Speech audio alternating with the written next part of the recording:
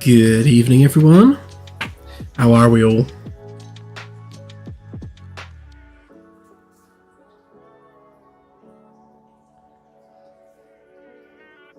Wow, we've got quite a packed out chat today.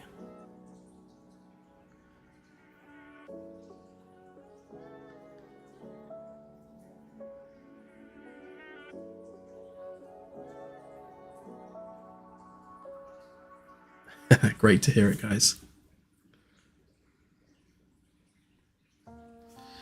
Cool. Right, so where are we at? Okay, let's do our usual overview. So, for the past couple of days, I have been doing a bit more tidying up. Just doing lots of polishing, really. So I added these brackets on the last stream for the handrails, but I've continued that across to all the other handrails as well. So they're the right height, they're all level with one another. I did all of these as well, so these now have the brackets and they're consistently the same height all the way around. At least they should be. Yep, they look to be. Added the bolt holes on this panel and this panel and also this panel. Obviously copy pasted that around. You may have noticed the new lift doors. Not quite sure if I'm happy with them as they are. I'll probably leave them like that for the demo updates, but I think maybe it's just a little bit more detailing. I'm not sure. I've also moved them closer together and made them look curved. Well, they don't just look curved, they are curved. So you'll notice that the gap between the bits of metal there is consistent all the way around, because this now is a curved door hole, and I'll be using that for all of the doors from now on, I think.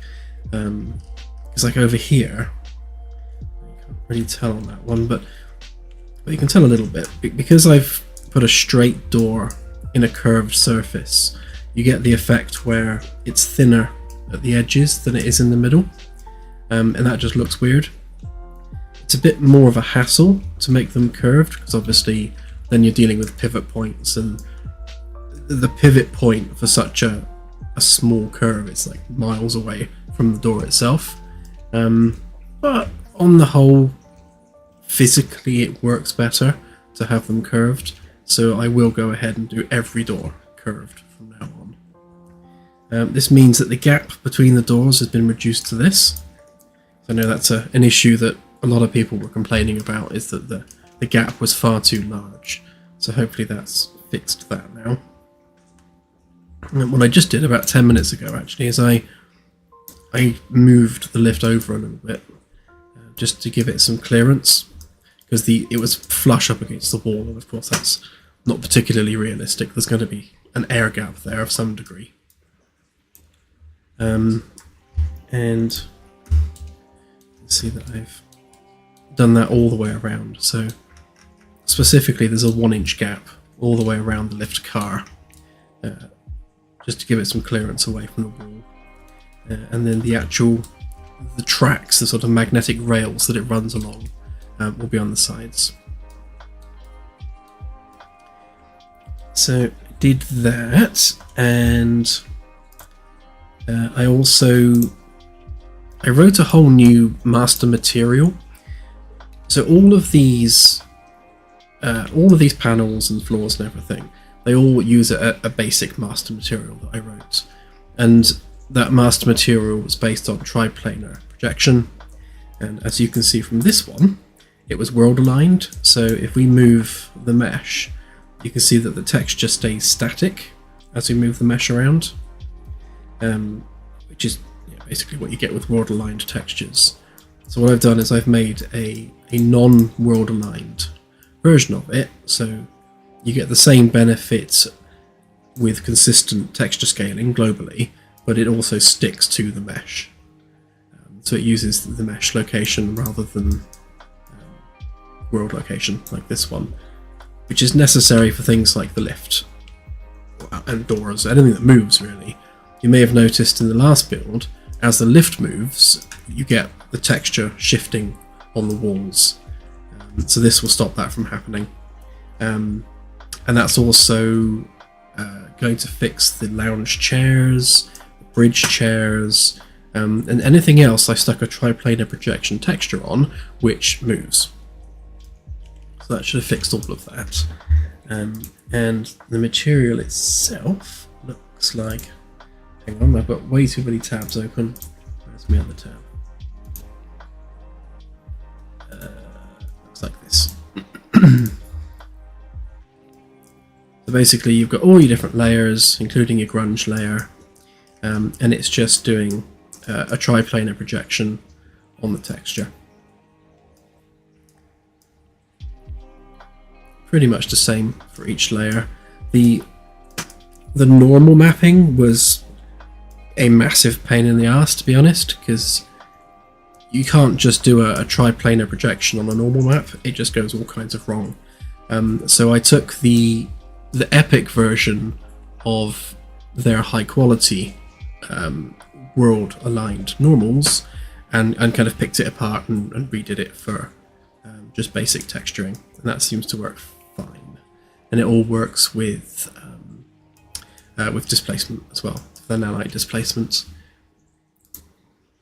which means every texture in the game now supports displacements as a flag. So like here, for example, where you've got the wall textures, you might be able to see it a bit better out here. There's a light shining on it. If I take this texture, that one,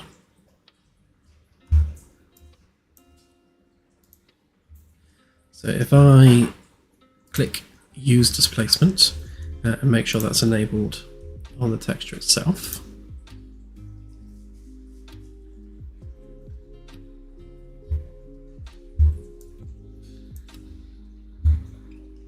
and what we can do now, if I can find the right bit, where is it there?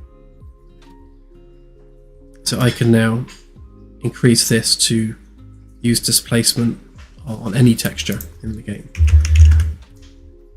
I'm not going to bother with this one because it's such a mild effect, but you see that it makes it bumpy to go along with sort of the bumpy surface that these panels have. So they become physically bumpy as well as just bumpy from the normal map. I need to do some performance profiling on just how impactful that is. From what I've seen, it doesn't seem to have much of an impact at all because it's all part of Nanite. But before I turn on that sort of thing, I will do some testing with it. Obviously, we do use it for the carpets anyway, which is why they are all fluffy.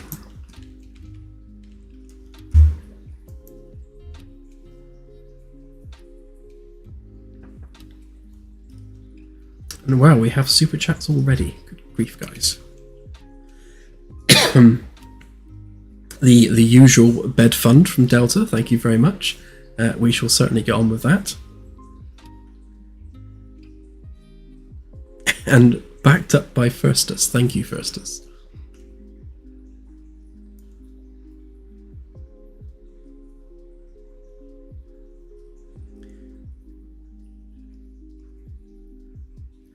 First aid boxes, yeah, there'll definitely be some dotted around.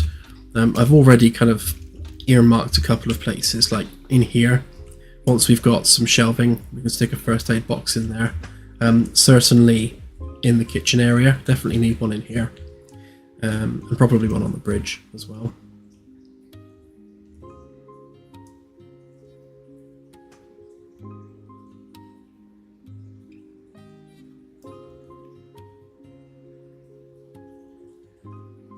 Yeah, putting some wood on the lift doors is definitely something I considered.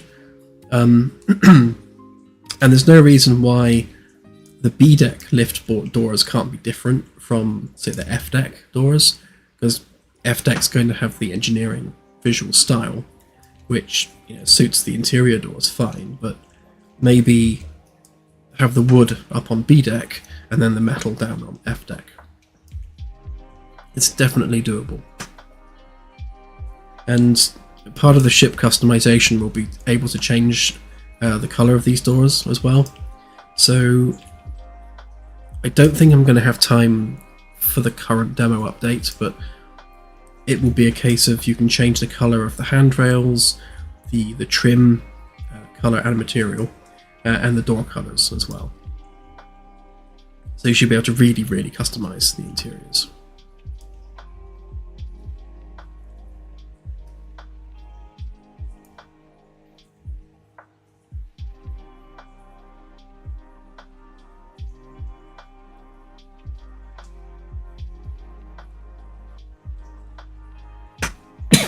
Yeah, so the windows in the doors, I also have a sort of a love-hate relationship with these windows.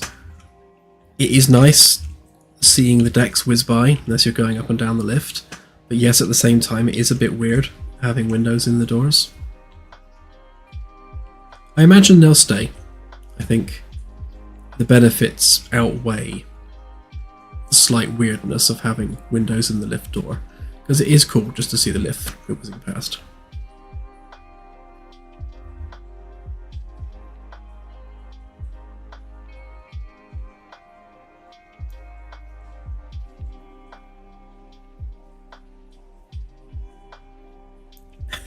And thank you, BC5, for more bed fund.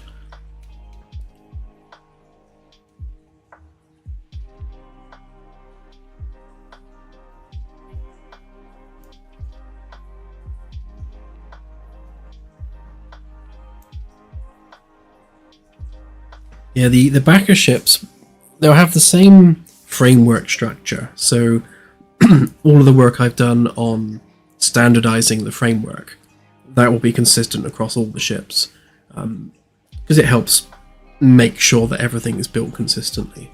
But the panels themselves can look like anything a backer wants them to look like. That's the beauty of doing it like this, actually, because if we turn off B-deck interior balls,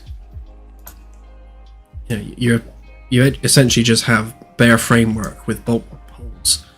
So you could fit any panel there, any design you like. And that's why I've done it like this. I did have like curved bottoms on them, but I got rid of that in favor of just keeping it square, so we could literally put any panel we want.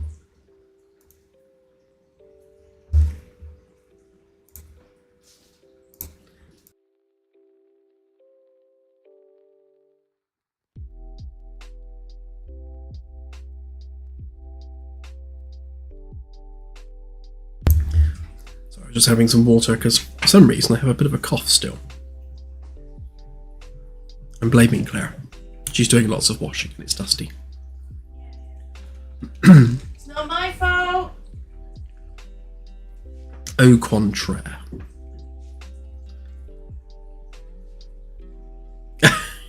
Thanks, guys. Wow, that's a lot of bed fund.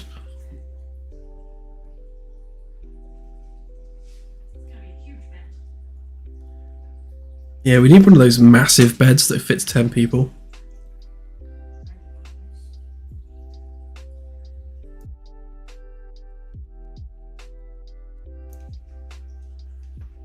They really do want beds.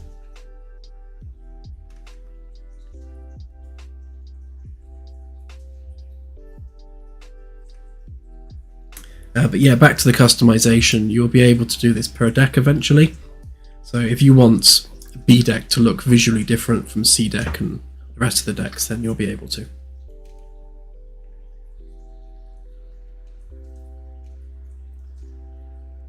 Well, as has become traditional, I shall do a poll to see what we're working on tonight, so just bear with me a minute.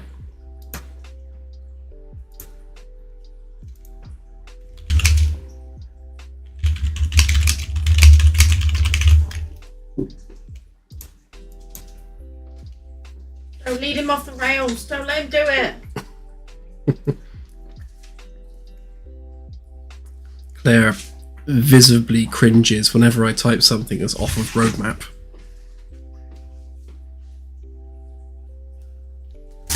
Hello, everyone. Oh my god, we have Claire on stream. I thought, well, I'm in here. You may as Say well. hi. Yeah, you do some talking while I do some typing. That's not good. Be good, Dan. Be very good. Careful.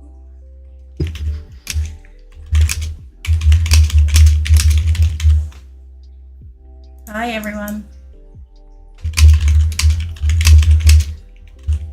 Anyway, go back to my chair now.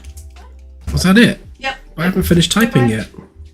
I'm still watching you, Dan.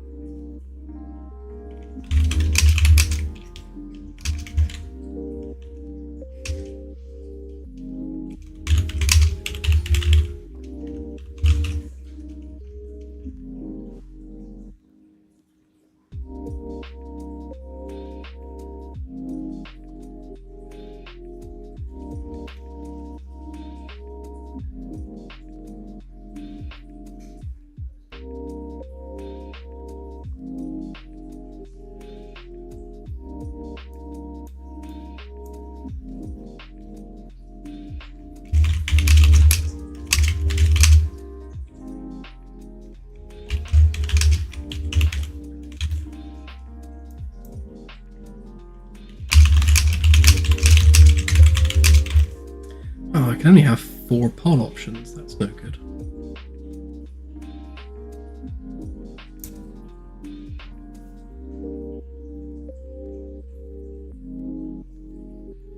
Oh yeah, and I need a new keyboard. I did actually buy myself a new mouse. I got a Logitech silent mouse apparently. I haven't actually plugged it in yet, but it advertises itself as being silent, so we'll see. Because I've worn out my old mouse. I've only actually been using it for about 6 weeks, and I've already worn out the middle mouse button.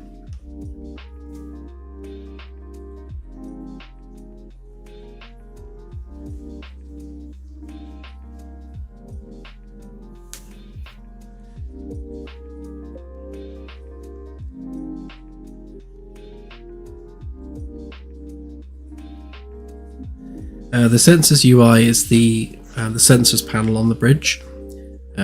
It still only has about 75% of the functionality it needs, so I need to do some more work on tidying that up and fixing the UI and making everything operate smoothly. Yes, the C-deck stairs are going in the big hole on the sides of C-deck.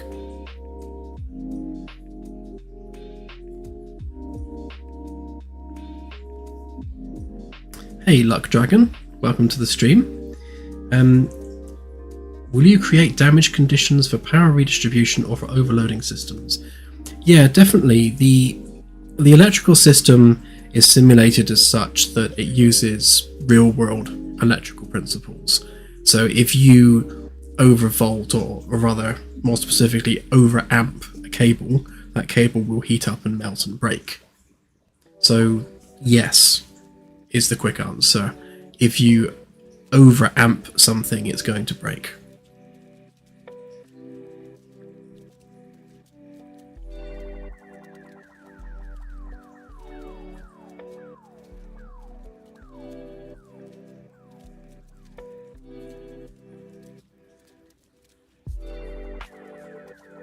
Yeah, I've seen those 3D mice, and I've never had the pleasure of using one. I'm happy to give it a try, but the idea kind of makes me cringe a little bit. Same with trackballs. I've used trackballs in the past and immediately hated them.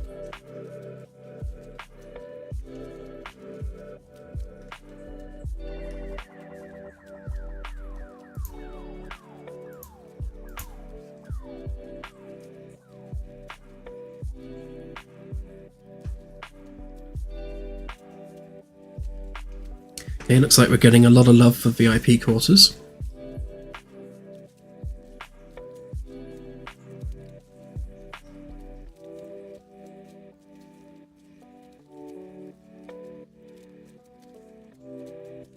Hey Matt, welcome to the stream.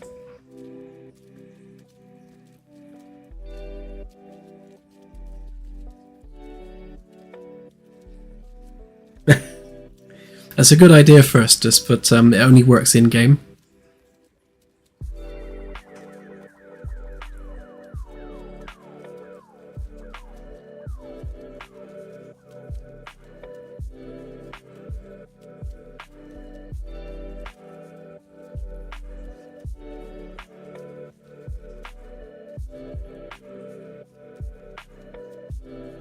Yeah, making them opaque is not a terrible idea.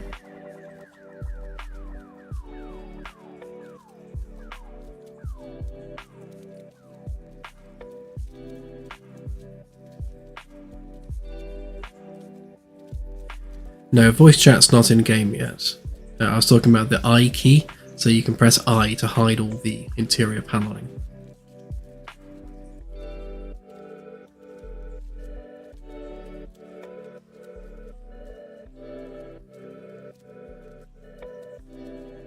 Oh, thank you again, Luck Dragon. Yeah, I was just saying to someone earlier today that we really want to sort of have a naval feel to working aboard the ship. You know, I want it to feel like a ship in space. So it's yeah.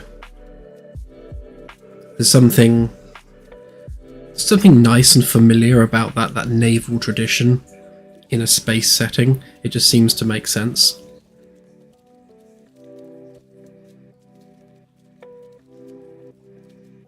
Oh, hey Devin. Yeah, it was actually Devin I was messaging it to, funnily enough.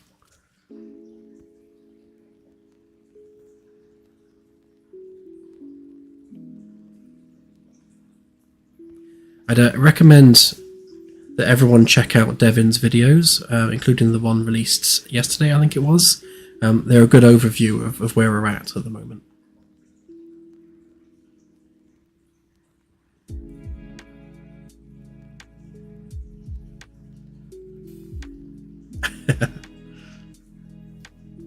Cool. Thank you, Claire.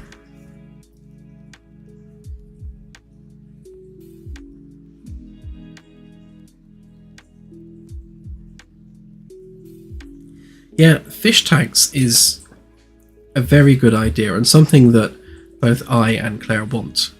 I had the idea of actually turning this cavity here into a fish tank, which is not entirely practical. I mean, it's doable, because we could have an access panel here for getting to things like pump hardware. And there's a big enough cavity that you could get a ginormous fish tank in here. Then you'd have essentially all of this space would be a fish tank with plants in front. This is probably a bit thin to make the whole thing. So if we were to say do away with the mud and replace it with a fish tank, it's a bit of a weird shape for that. But this bit at the back, yeah, that's definitely something to look into. I do want a lot of fish tanks on the ship, for sure.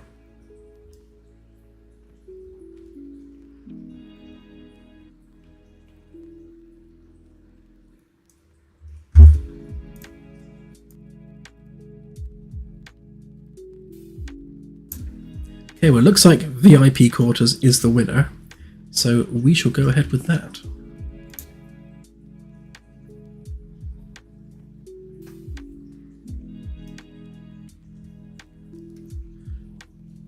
So on Sunday we made this, and I haven't touched it since, so we can finish off that. I've been thinking about the fact that this is 2 panels, and the fact that it would need a groove down the middle. I think what I'll do is I'll make it into 3 panels, so we'll have the split down the middle for the 2 panels each side, with a hollow space in the middle where the shelving unit is a solid unit which just slides in.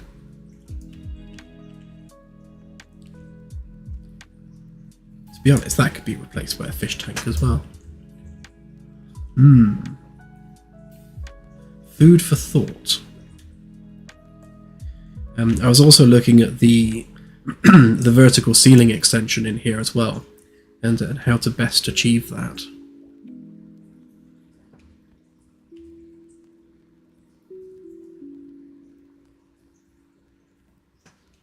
Yes, this is the B-Deck VIP quarters. So someone mentioned which quarters are which.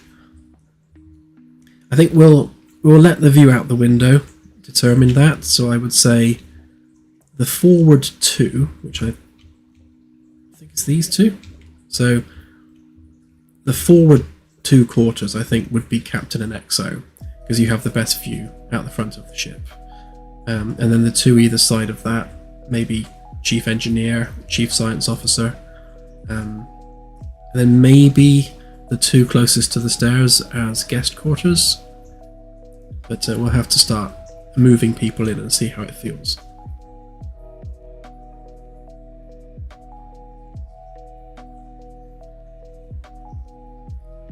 Yeah, so the captain's quarters is going to be identical to the other 5, but it will have sort of the best view, kind of objectively.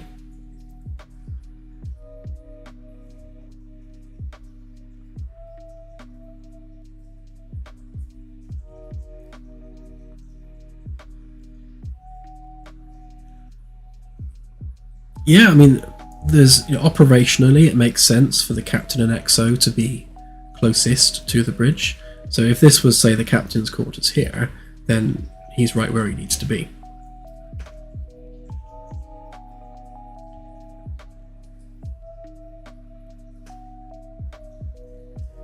It's nice to see actually how many naval types we have that are interested in the game, because all of that naval experience is really useful in shaping the game and how it feels aboard the ship.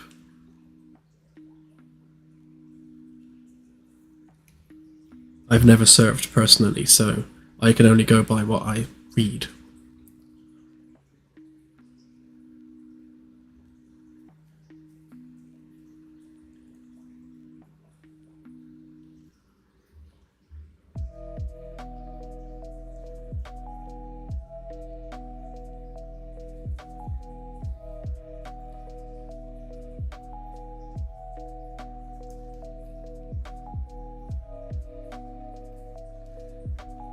It's great to hear, Riston. I'm glad you're enjoying it. Yeah, we can't make the Captain and XO rooms bigger because they fit within a framework structure. They're like literally the same size. So this section is copy pasted 3 times, and yeah, they cannot be any bigger than they are.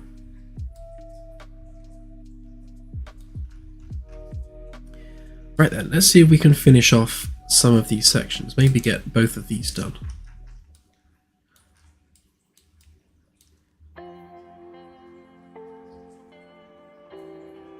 The lifts are lifts in that they only go up and down.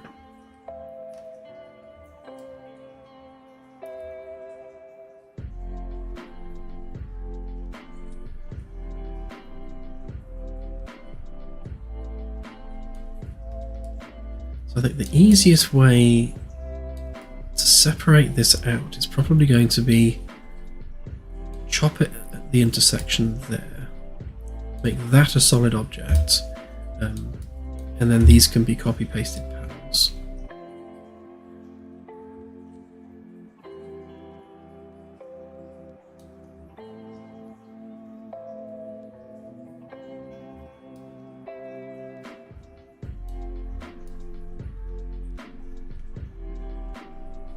See, it would be really nice to get a fish tank into the VIP quarters. I mean, I designed this as a serving hatch for the kitchen area, but yeah, that does kind of lend itself to a fish tank, albeit a thin one. Maybe just a freestanding one in the corner or something like that.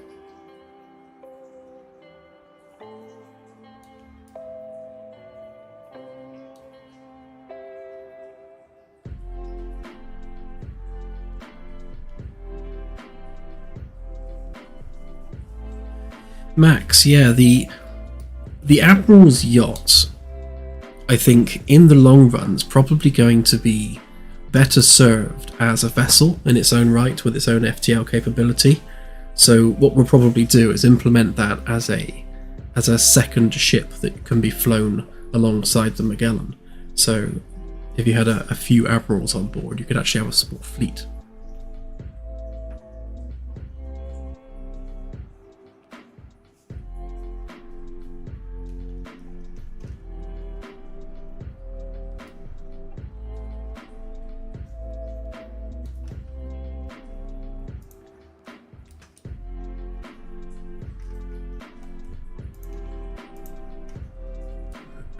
Right, let's start chopping this up.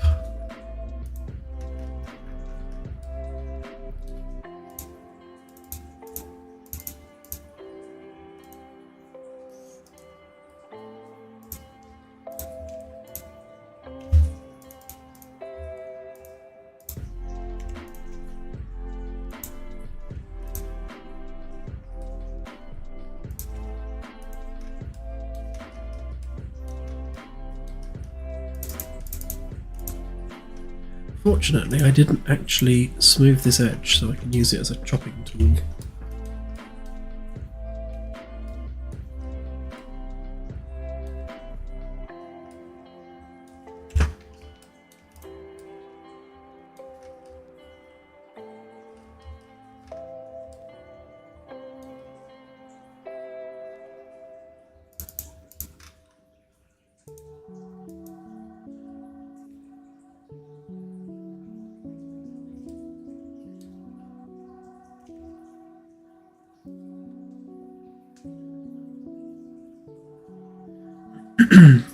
Michael, yeah, that's actually an argument that I've had with Claire regarding the keeping of creatures aboard the ship and how that should be handled.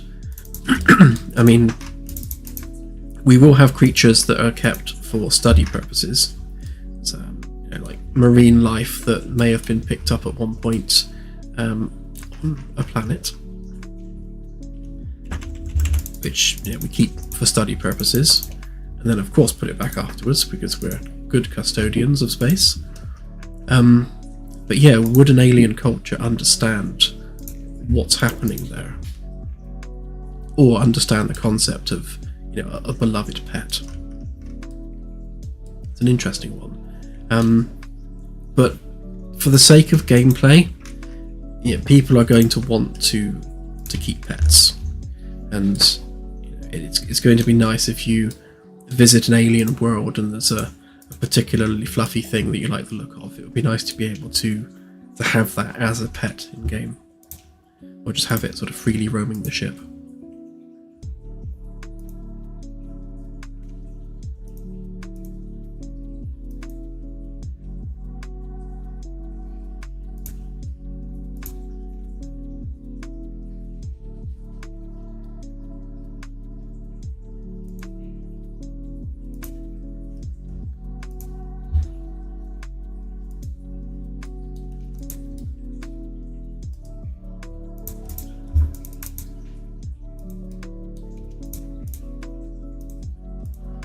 Doesn't just have to be pets either. I mean, it's quite possible that you could grab their sacred idol or something from their planet and then just use it as a shelf ornament in your crew quarters.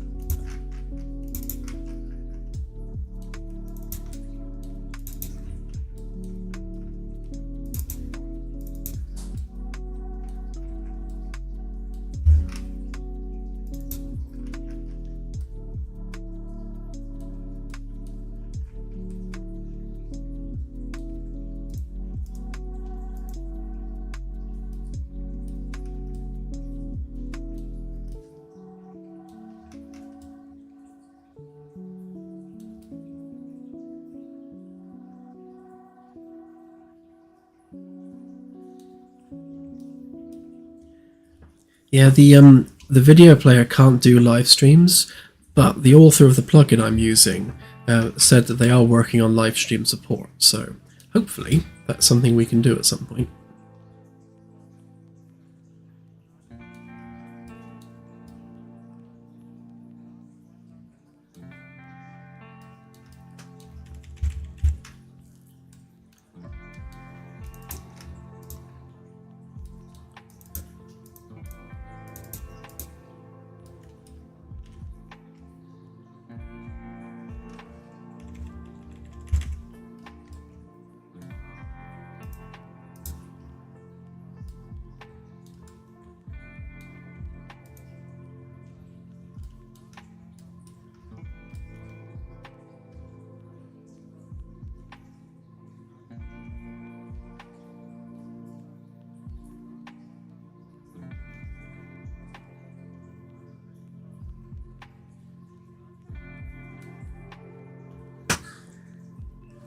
Trying to think of a way of mirroring this properly without having to lose the world origin. I think if I get rid of that,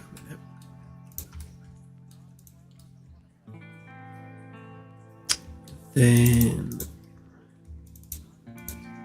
so all of this is held within an object.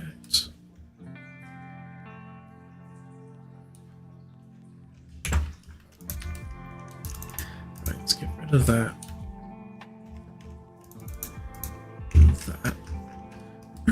so what I want to do is retain the ability to mirror this and use it as a component, whilst having each side have a separate world origin because of the anchor point there. So I think if we explode that one into its subcomponents, it should just be that and that, and explode it again.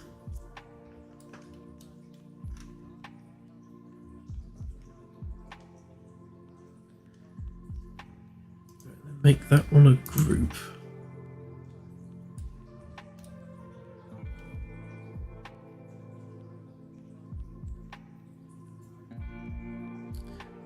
Though, no, that might work actually. No, it won't work.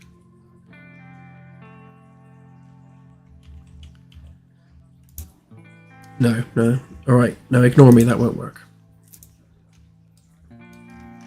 Because no matter which way I do this, one of the components is going to pick up the world origin being different to the other one, so they do have to be separate objects, which is a pain in the rear. So I'll finish all the work on this side and then copy it over.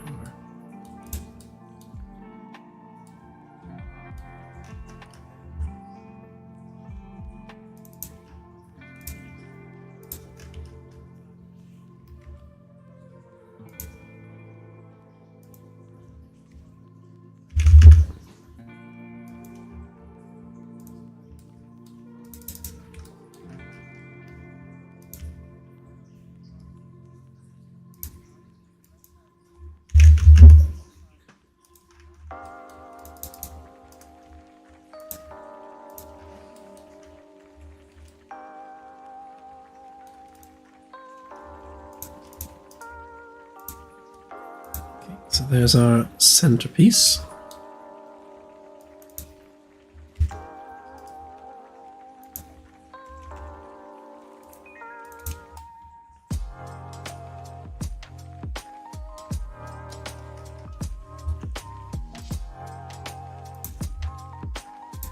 So one of the beauties of keeping the centerpiece as a separate object is, like with the fish tank question, we can potentially swap it out.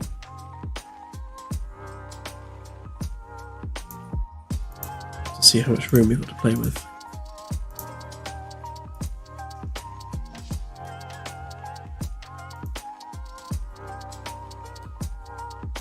Well, I can see a scenario where if you fill the shelves with objects and then swap it for a fish tank, then all those objects will suddenly be inside the fish tank.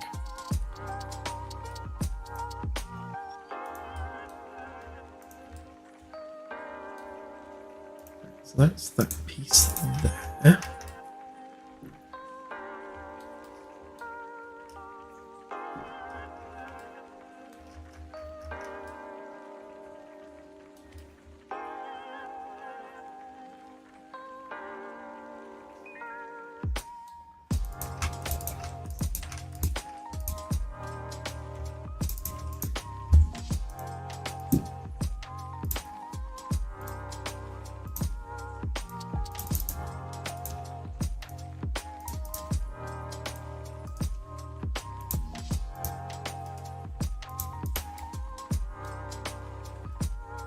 I need to copy that over, so I'm going to cut this one the same.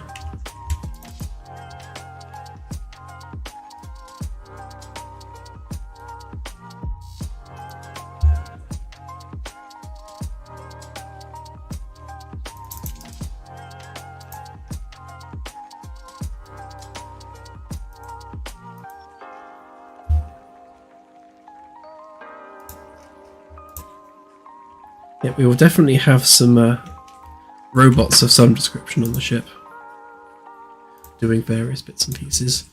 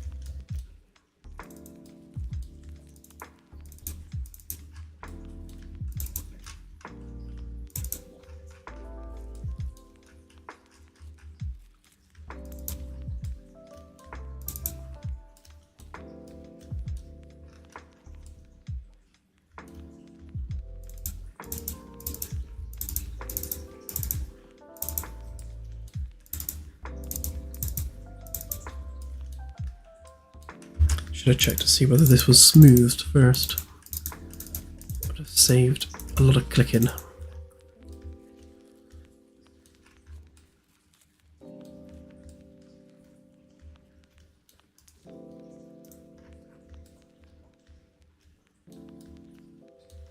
Okay.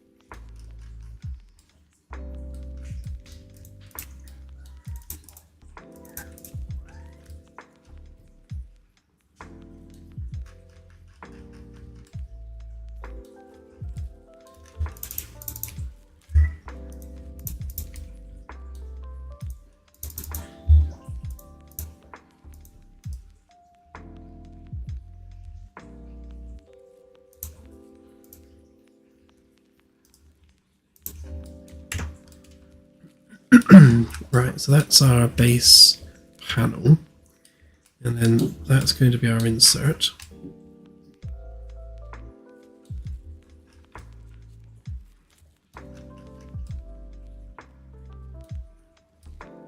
Then we just need to have a think about how we're going to bolt that on.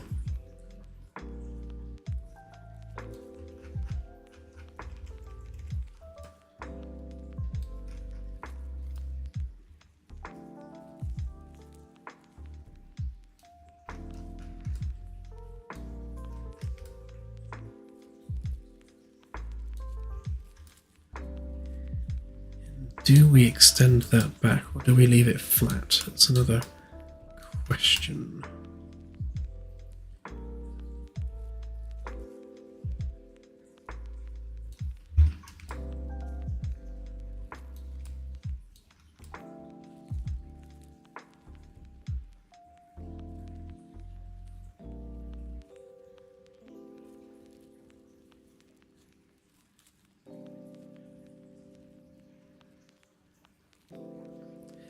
Yes, Elliot, these will have proper lighting fixtures as well.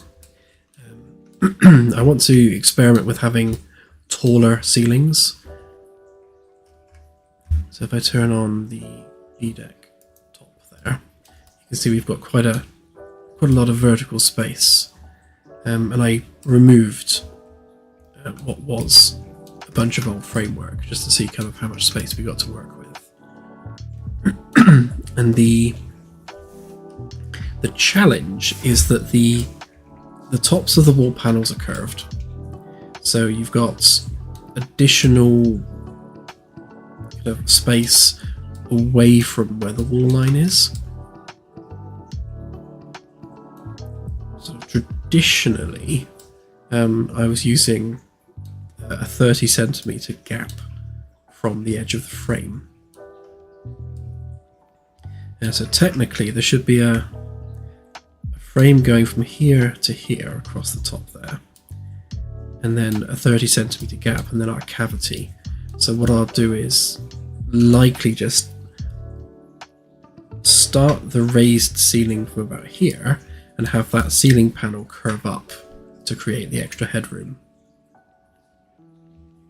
And then similar here. So we'll have maybe a single light fixture in each of these segments, which obviously is bigger in these bits. Might be able to get away with 2 in these ones. We shall see.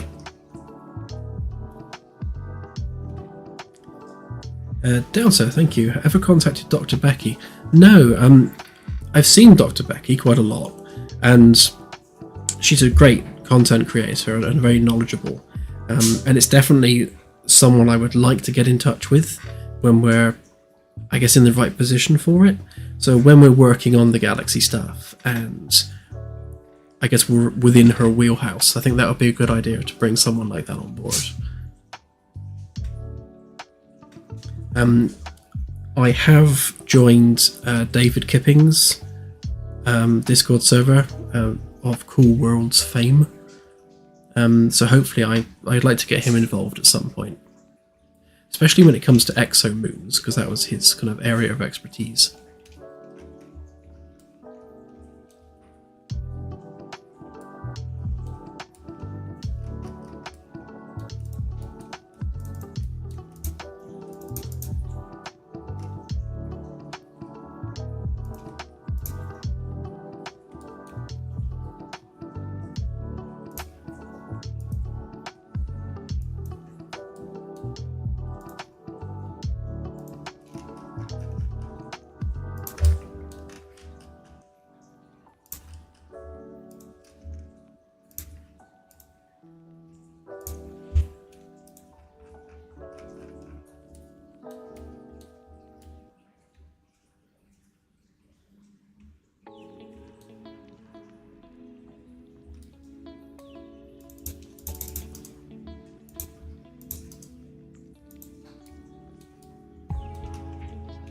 Yeah, we've had a couple of brief conversations about, I guess, the Fmy Paradox and the whole grabby aliens thing.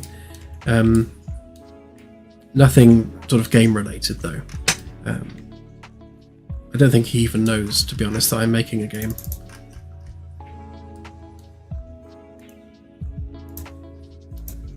Though I did share it briefly on his server. Obviously I don't want to spam.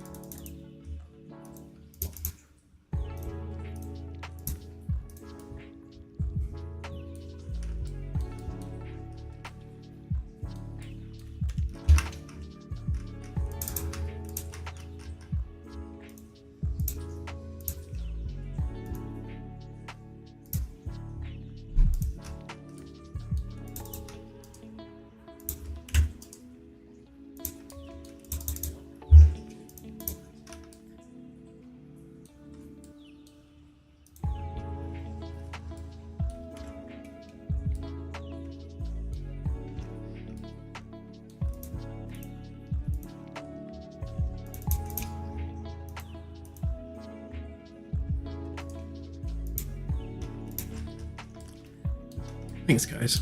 I will endeavour to get it finished as quickly as possible.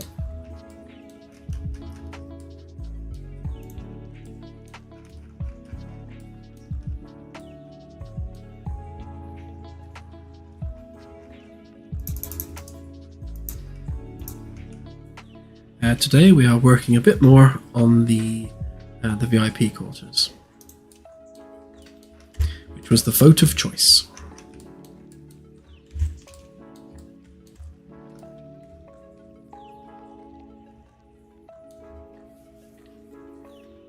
So that is now a separate object which we can interchange as required. Just need to make sure that this panel makes logical sense. Just hide that one for a minute.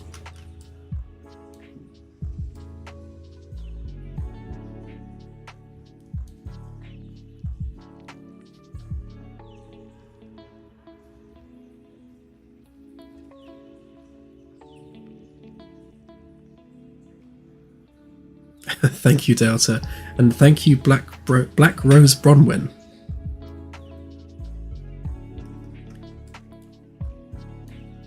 Tea and biscuits, or tea and cookies, to use American parlance, is very much my weakness.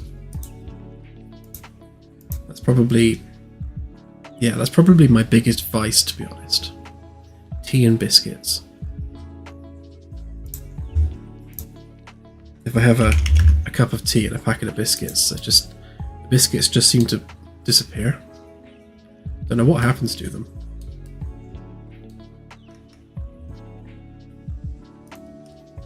Yeah, chocolate hobnobs specifically, they just vanish.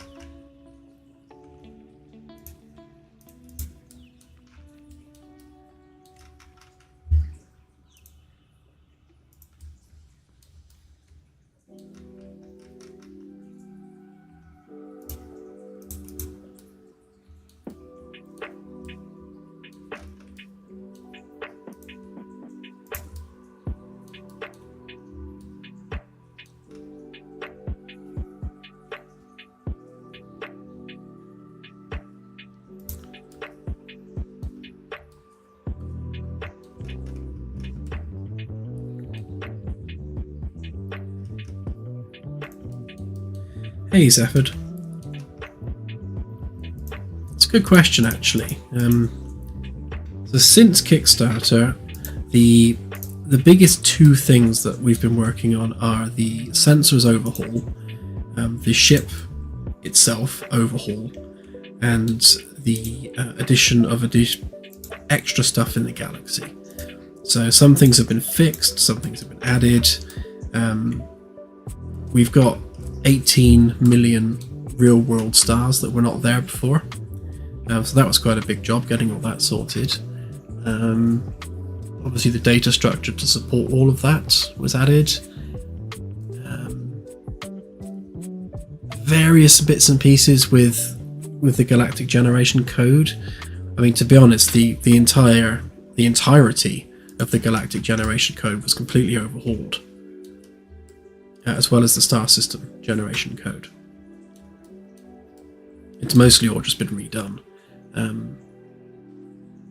It's probably the most time-consuming thing, that and the sensors, because in order to start generating life in the galaxy, we need all of the background data kind of fine-tuned so that we know that when we roll the dice to generate life, that dice roll is being based off of, genuine science. So we're not just arbitrarily saying, yes, there's life here. That life has to be scientifically plausible based on the surface conditions of the world. So that work has been what's taken the longest so far.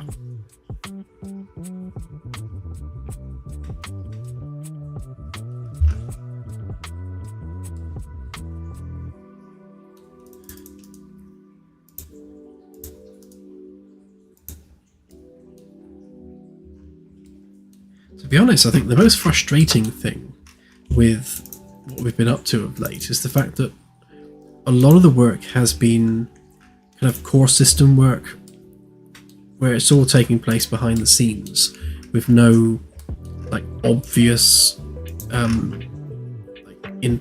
obvious game benefits. You can't see the results of that work.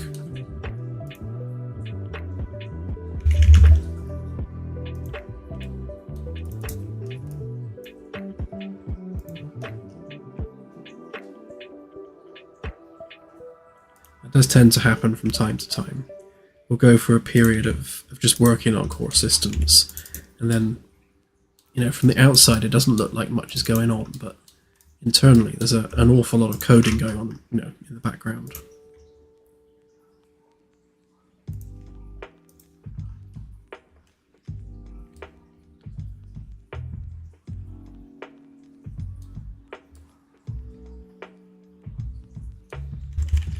Yeah, ultimately that's the case. This is this is work that needs to be done. It might be boring and time consuming at times, but it's no less necessary.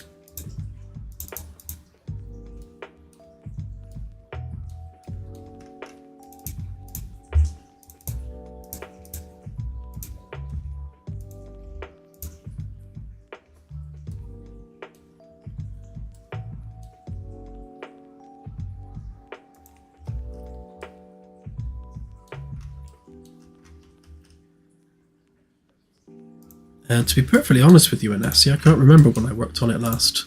I have to go back and look at the streams.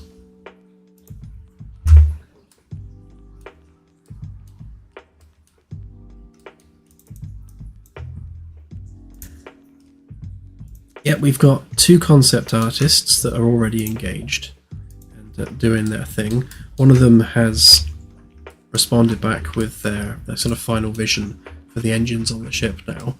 And we're still waiting for the other one to do the same. So there's a bit of an overlap between the job that they're both doing. The other one's also working on the nose of the ship around the park area, kind of designing the windows and the general nose end of the ship, just to try and get that looking as good as we can get it. We've got one guy who is eager to start, but we can't sort of make that happen yet until we've got some international tax things resolved. That's very time consuming. So once the tax is sorted, we can go live with that one. And then when it comes to the volumetrics artist and 2 Unreal generalists and a character specialist, we're just trying to gather CVs for that. To be fair, we've had very little in the way of feedback, so I need to broaden the feelers a little bit.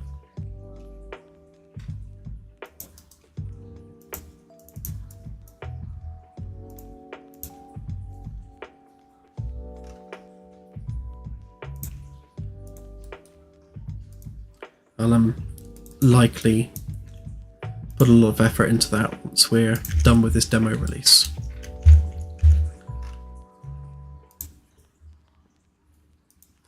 Yeah, as Claire just stated, it's you know, some things we just have to do it one thing at a time.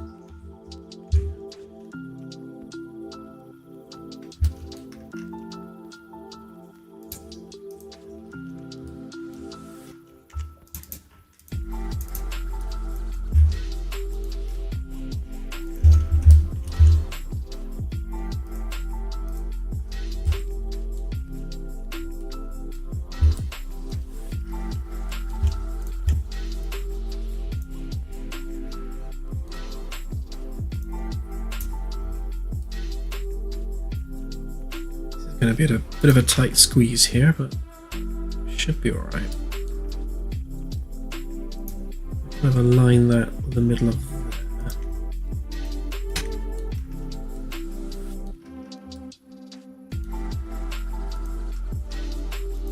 A bit higher.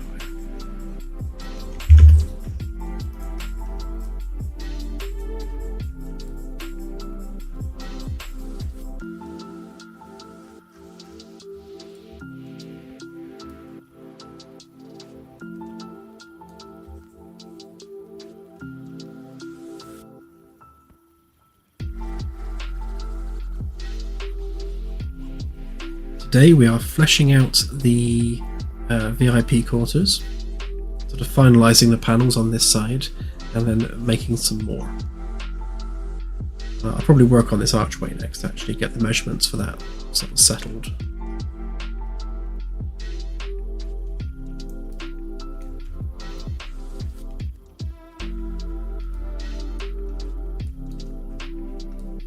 So this insert here should fit in there perfectly snugly.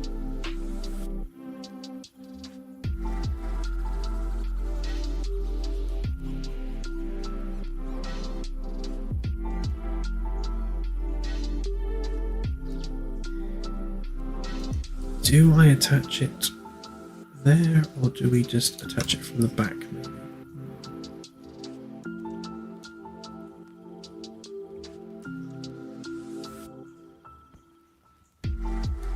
This is one of the fun things that I enjoy about this project, is situations like this where we're going with an interchangeable insert for this panel so that we can swap it out with a fish tank or a different set of shells or something else. And thinking about, okay, so how do we attach that? We can slide it on in there, but how do we actually attach it? And I guess the sensible thing is to attach it from the other side.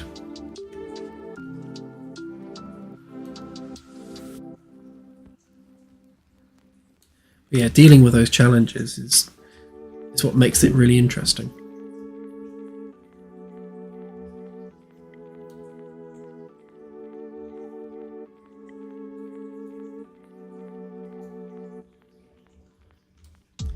They ended up like this, Nate, which I'll show you in game actually. That. But I was struggling with having a join down the middle. I don't mind a join in the panel, but I really didn't want to join down the middle of the shelves. So I'm making that a separate object, so it doesn't need to have a join, which is what this is.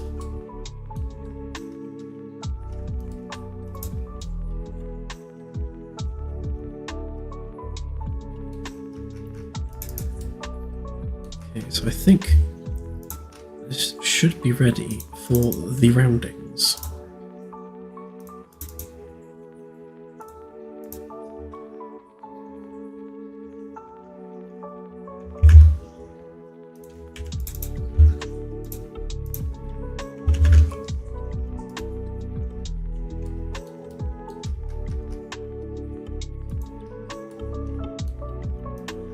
side's already done. That side's done.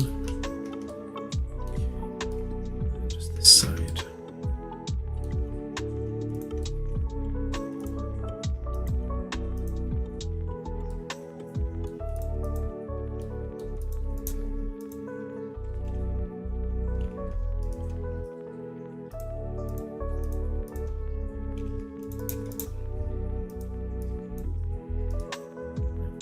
To go there.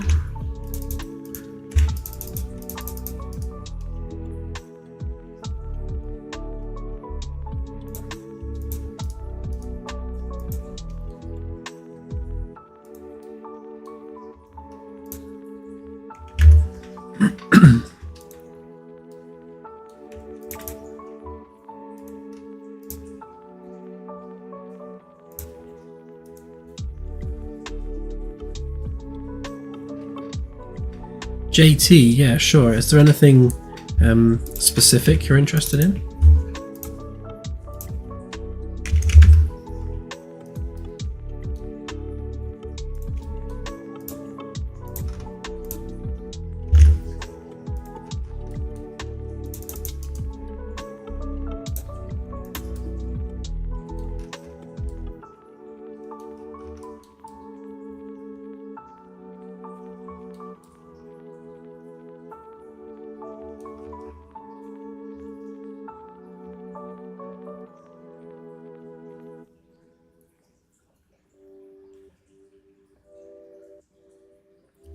Yeah, I think it's fair to say that the senior staff will have weapons lockers.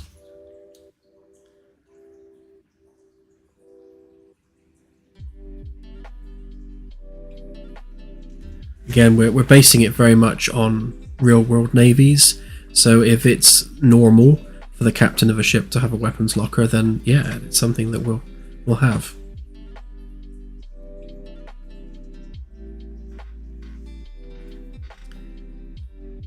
So what is going to keep me busy as an engine, captain, pilot, etc.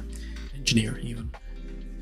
Yeah, having busy work to do which isn't necessarily arbitrary busy work is one of the challenges. So we want jobs aboard the ship to be meaningful, and not just jobs for the sake of being jobs. So I guess one of the main things there is that the ship itself will be generating tasks based on its own personal needs. So like if something is wearing out, so let's say there's a pipe or a cable and its quality has reduced to the point where the ship's computer thinks something needs to be done about it, then a task will be raised for that to be investigated. So that's a task which would come up as a job for the engineering crew, and then the next available engineer would pick that job up. So that task it's in some ways, yes, it's a relatively menial task because you are just doing a bit of routine maintenance, but at the same time it's a task which isn't arbitrary. So it's a task that needs doing genuinely to stop something from breaking down. So it's not a task which is generated just for the sake of generating a task, if you follow me. And that's how all of the tasks should be. So none of the tasks that get generated should be literally just for the sake of it. They should all have some genuine purpose behind them. Now the challenge with that is knowing what those tasks are going to be. So for a role like engineering, that's really, really simple, because there are lots and lots of things in and around engineering which are going to need tasks doing. Probably similar for like medical as well. There's always going to be tasks which can occur in the medical realm that are linked to things happening within the game world. When it comes to roles like the pilot, that's going to be much more challenging, because you have to ask yourself, what is the pilot doing when the ship is just cruising from one place to the next? And that's really the challenging one. I say the pilot's probably the most challenging one of all the roles. We do want to have the top speed of the ship affected by gravity wells, so navigating a slalom between stars for maximum efficiency, that could definitely be something to keep the pilot busy. At some point we'll also have things in space, sort of natural phenomena that are dangerous in some way to the ship, so detecting and avoiding those can again be a job for the pilot. But the pilot will be a challenge for sure.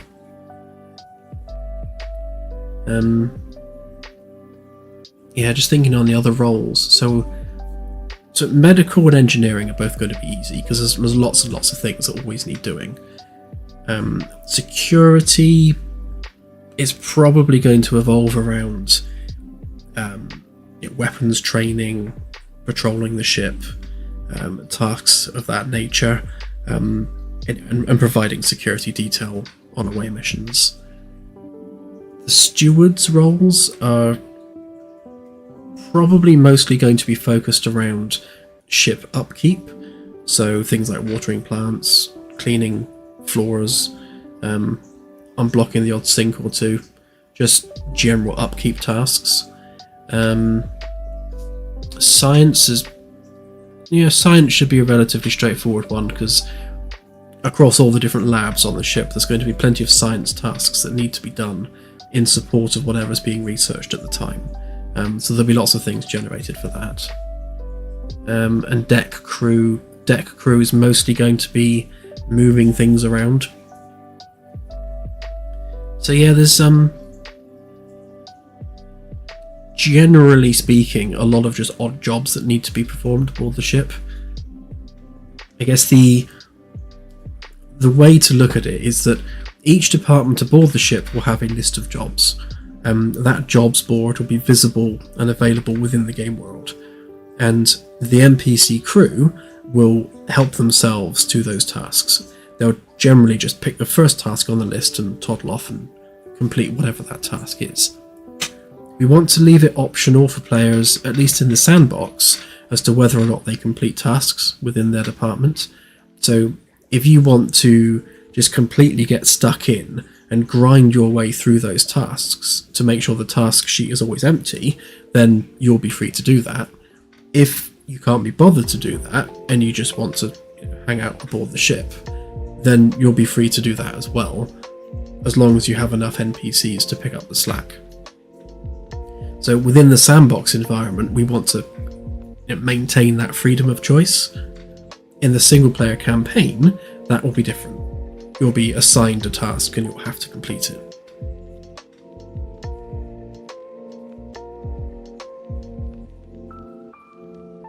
Hopefully that answers the question. That was kind of a rambling answer, but hopefully you got the gist of it.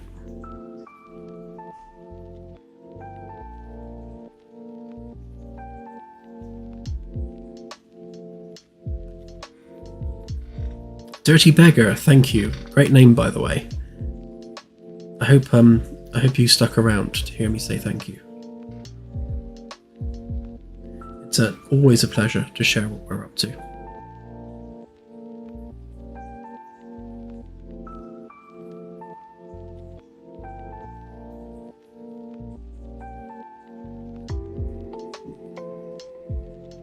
And thank you, Aaron, as well.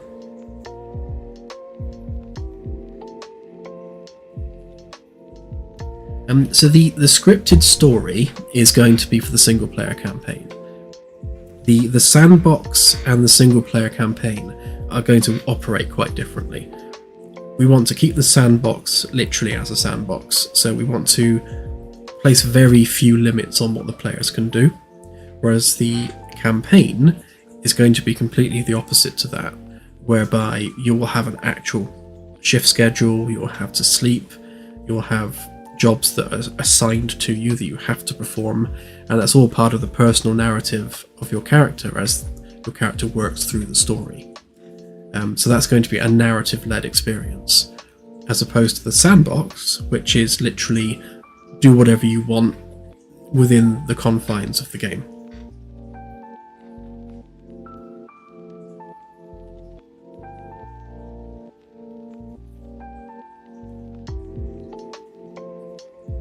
SKB, yeah, the security desk is purely there just as a gatekeeping device, so if some random crew member kind of wanders up to B deck, they at least get challenged as to why they're there. Like, should you be here? Don't you have somewhere to be? Why are you hanging around the officer's deck?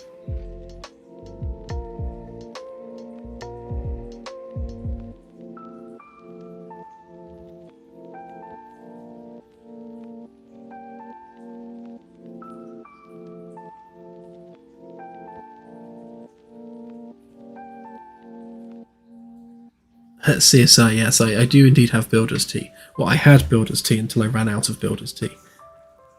I like to call it Posh Builder's Tea because I have Earl Grey, but it is Earl Grey with milk and one, so it's kind of, yeah, upmarket Builder's Tea.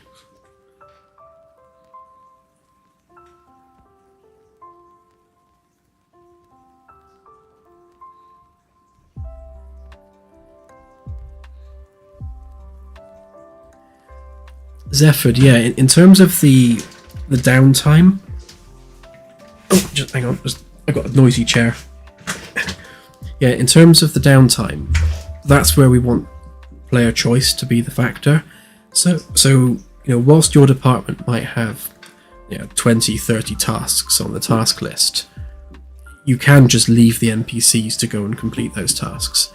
You don't really need to get involved, in the sandbox, unless you want to. And you can switch roles as well at any time. So if you get bored of engineering and you want to go and play as science, then you can literally just switch role and go and do their jobs instead. But if you'd rather just sit in the bar, then you can do that too. So we want to leave it really open as to what you can do aboard the ship. And again, if you want to do the tasks, then there are tasks there that need doing. I guess the only time when that becomes an issue is if, through misadventure, half of your NPC crew are dead, and now you've got no one doing those tasks. So at that point, you need to be doing them, otherwise they're not getting done. Extra motivation for keeping the NPCs healthy.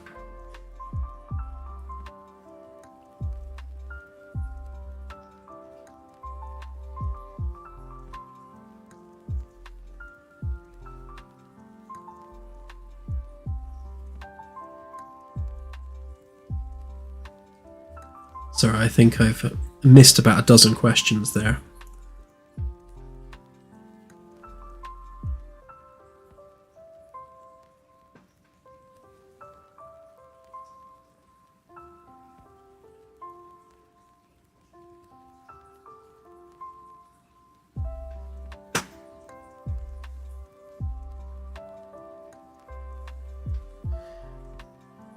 Paul, so in terms of damage, essentially it's a 0 to 100% model, and we're using that as a scalar which also affects performance.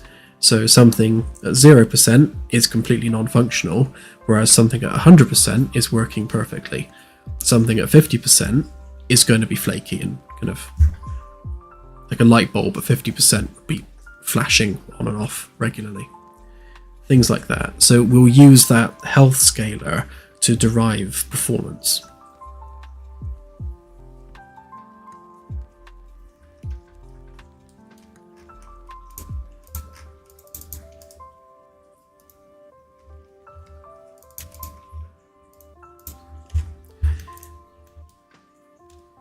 Crew replenishment is going to work by flying back to Earth and handing in the mission, for want of a better term.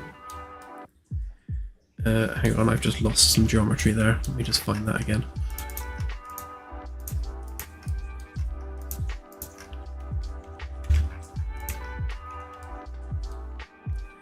Yeah, so the idea is being as you're out there exploring the galaxy, is that you don't return home to Earth until you're ready to finish the mission. So that doesn't mean game over necessarily, it just means that that particular mission of exploration has come to an end and you're ready to start another one.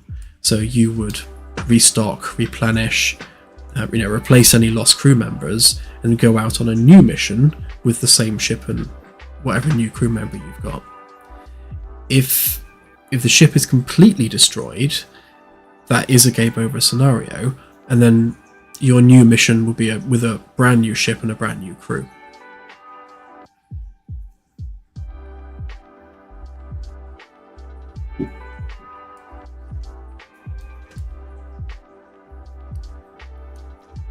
Yeah, I don't think we can go with a 5-year mission. Maybe let's go with 3 or something like that.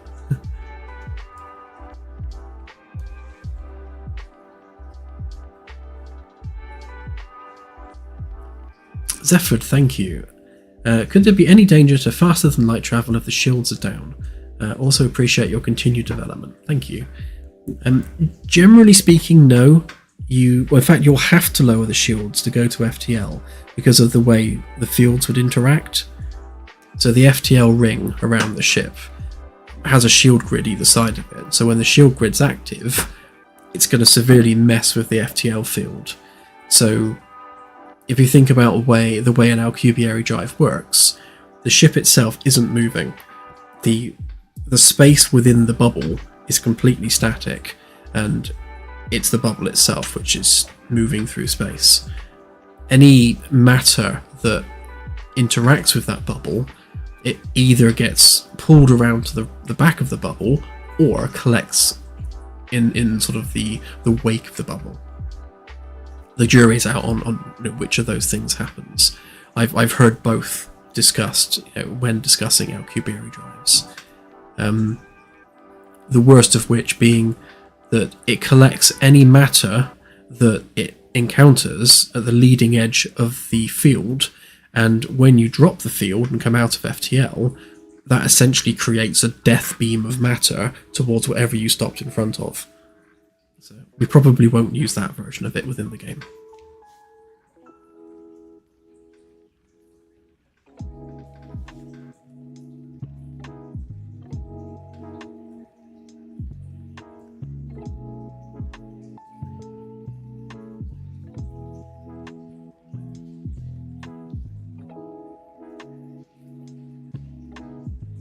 Shattered Helix. Yeah, if the ship won't have damage in the sense that chunks can be broken off of it, the structural framework is essentially invulnerable, but everything you attach to that framework can be broken and smashed up. So you would essentially have bare hull structural framework covered in smashed up hull panels. So all that hull plating would be bent and ripped and destroyed looking. But you can repair each of those yourself manually by using the 3D printers on the ship. We do want there to be some things that you cannot repair out in space. Probably like core reactor components maybe, so that if the reactor is close to failing, then you really ought to be heading back to Earth at that point. But we do want to retain that sense of danger and need for good decision making.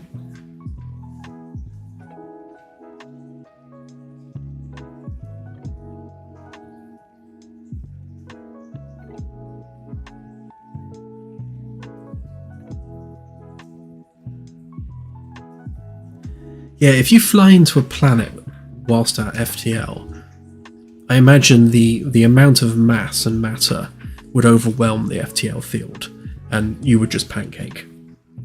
I'm sure there's an upper limit to how much mass would collect or be passed around the FTL bubble.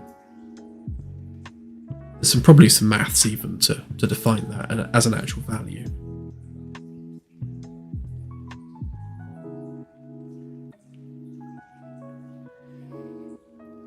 Yes, there will be multiple forms of FTL in the game, and multiple techniques.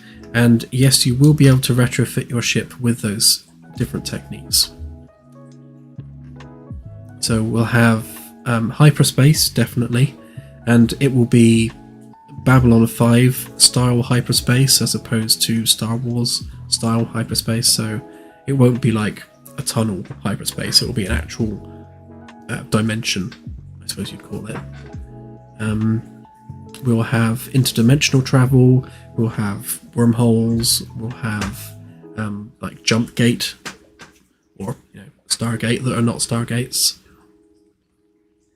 Essentially, different species will use different techniques, and each one will have benefits and drawbacks, and we'll try and keep that balanced as much as possible.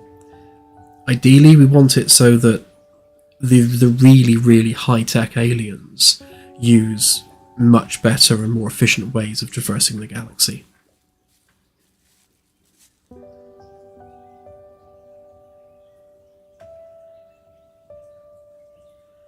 It's been such a long time since I've seen Andromeda that I can't remember how their slipstream works.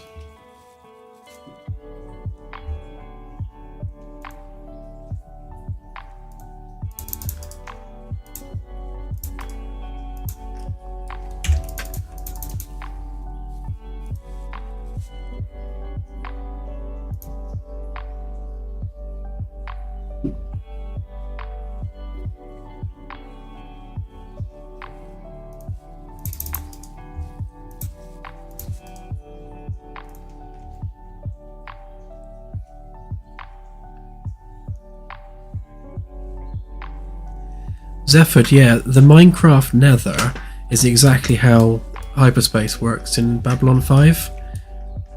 So the hyperspace dimension has that exact same effect as the Nether in Minecraft, where like 1 unit in hyperspace equals, say, 100 units within normal space.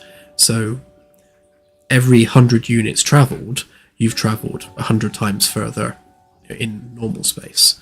And we'll have it operate the same way.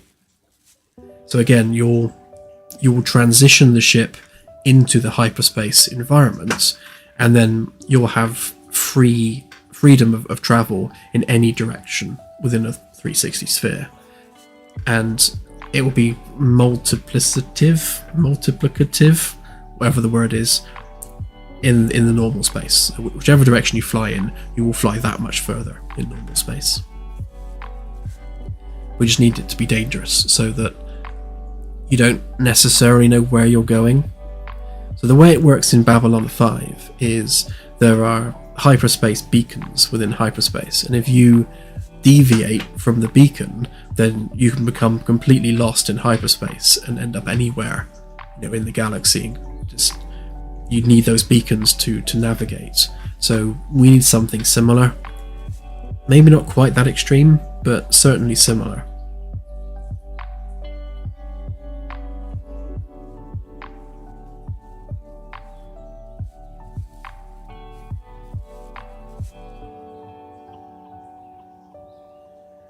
Yeah, I think the Battlestar Galactica jump drive is kind of how we're going to do interdimensional travel. So obviously this is pure sci-fi, but if you imagine, if you think about string theory and everything vibrating at a frequency, and then you take the harmonic frequency of a point in space, the harmonic of that location is the sum of all frequencies from all atoms within that physical area. So that collection of atoms all vibrating together is going to be unique in the universe. So knowing what that frequency is, you can pinpoint that exact position in space and then transition the ship to that location. So that's how the interdimensional travel is going to work. You'll need to know the exact harmonic frequency of the 3D position in space that you're targeting. Hey Cloud, good to have you on the stream again.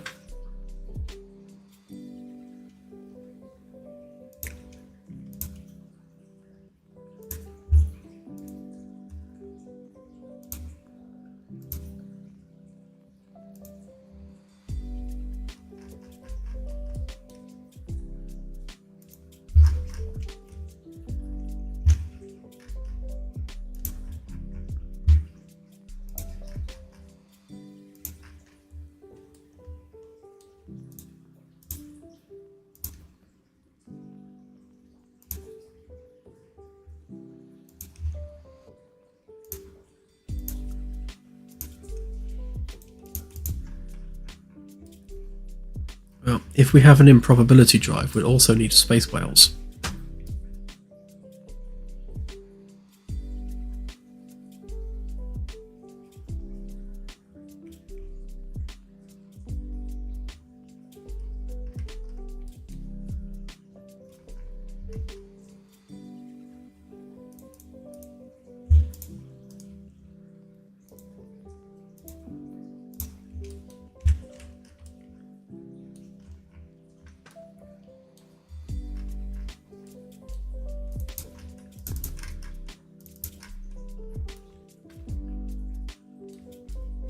All good, Nate. This is what happens from time to time. It basically just turns into a Q&A stream, which is all good.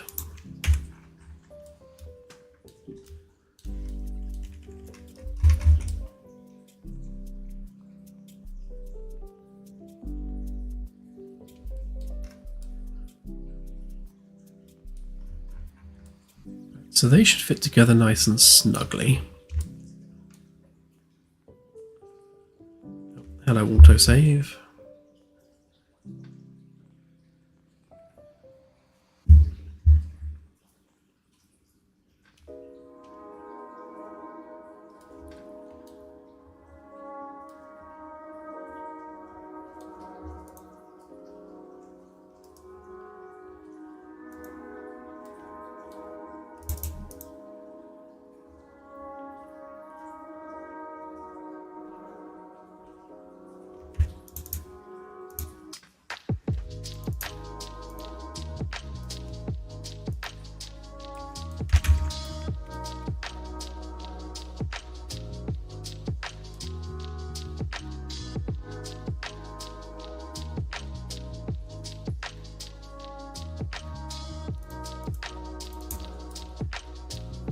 So I need to fix the axes on this one. As you can see, the world origin is mirrored to where it needs to be.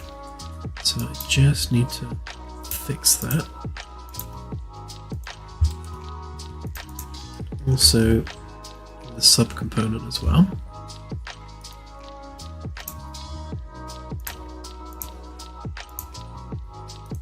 I end up having to do this a lot because this is how we position the meshes in the game.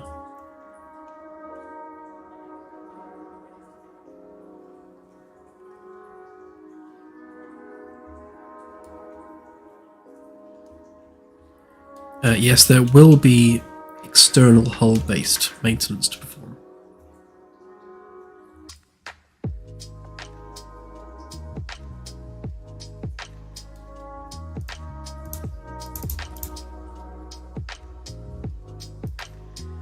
Right, I think we're ready to export.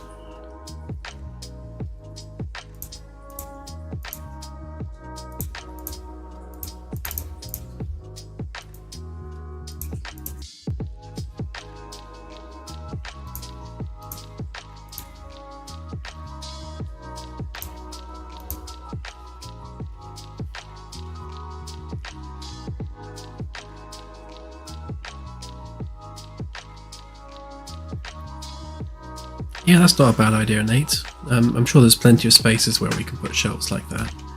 To be honest, something here is what I had planned as well, so some kind of shelving unit which is accessible from both sides.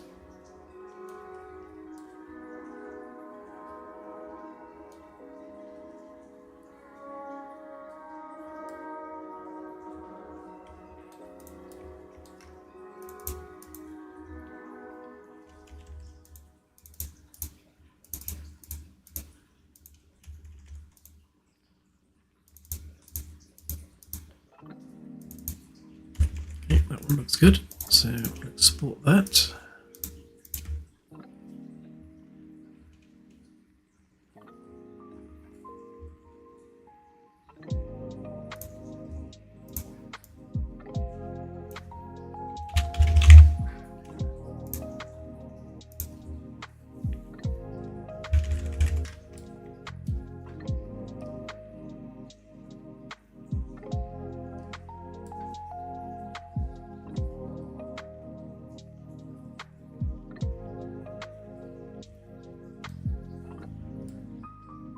Right, just out of interest, because I'm curious, I'm going to see what this looks like as a fish tank.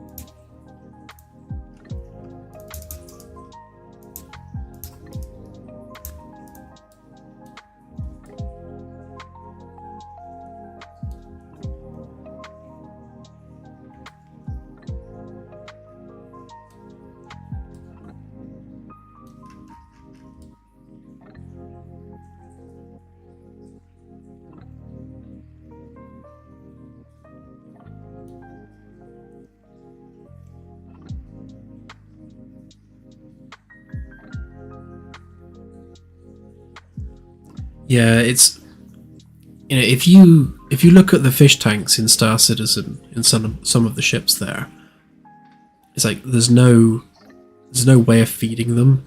There's no pump hardware. There's no filter. They look pretty, but they're not functional as fish tanks. Now, just so happens that Claire is an avid fish keeper, and we've got. We did have at least a dozen fish tanks, and we're now down to 4. Here, let me count them. 1, 2, yeah, 4. So yeah, any implementation of a fish tank will be done as realistically as possible. Otherwise, Claire will moan at me.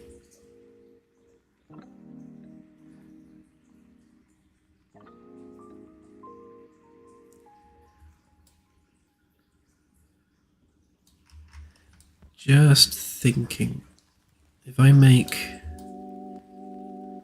that the edge of the glass,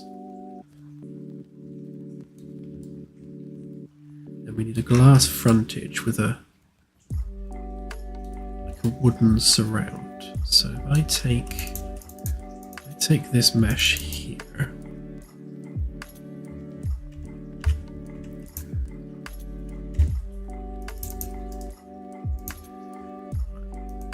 Got a plan.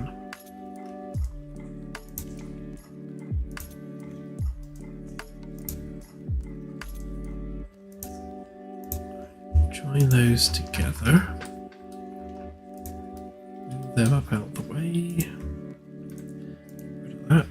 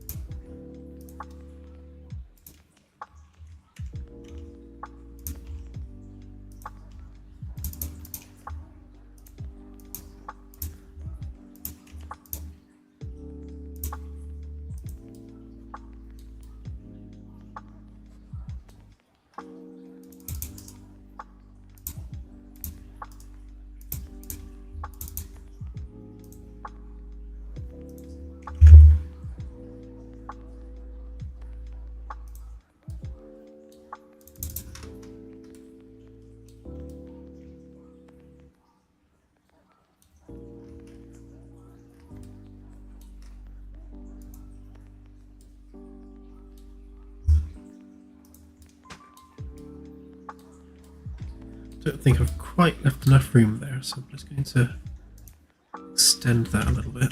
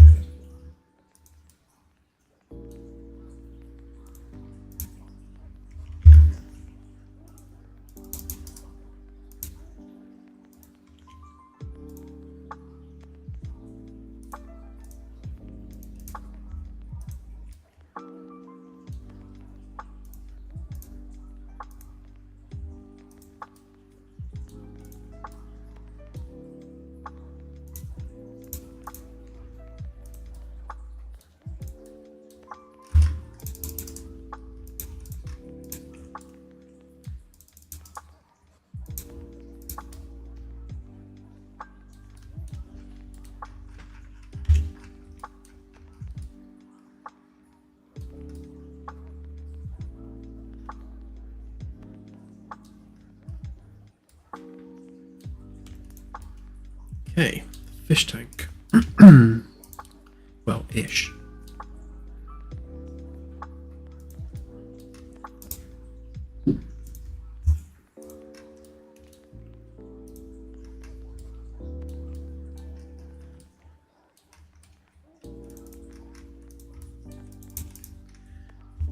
So I better put some glass on it. I mean, that would help, wouldn't it?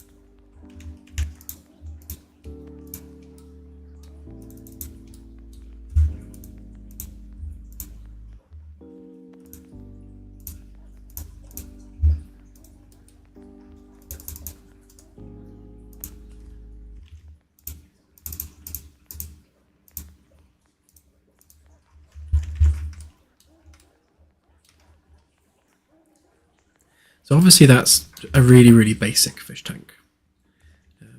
Lacks all of the things which make a good fish tank good. But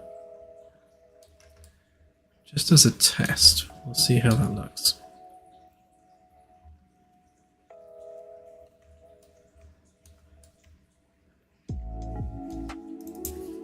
Right, first things first, let's update those meshes there.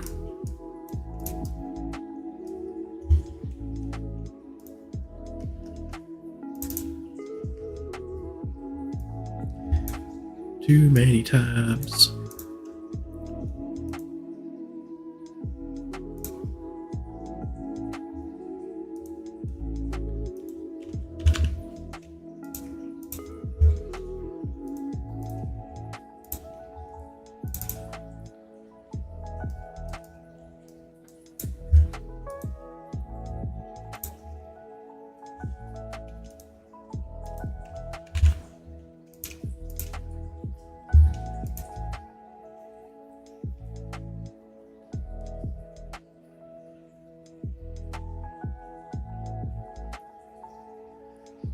Yeah, and a virtual tank or screen with something in it could also be good.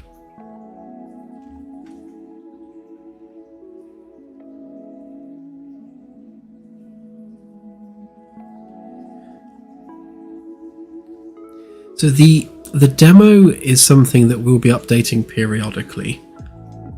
So it's not early access, although it also kind of is. But we're not going to be updating it very frequently. So after the next update that we put out, there will be a fairly long delay before the demo is updated a second time. Obviously, the internal development builds go out once or twice a week. And then when we release properly for full early access, then we'll be hopefully slotting into a quarterly update schedule. That's the ambition, to be able to put updates out quarterly. But yeah, in terms of internal updates, they come out weekly.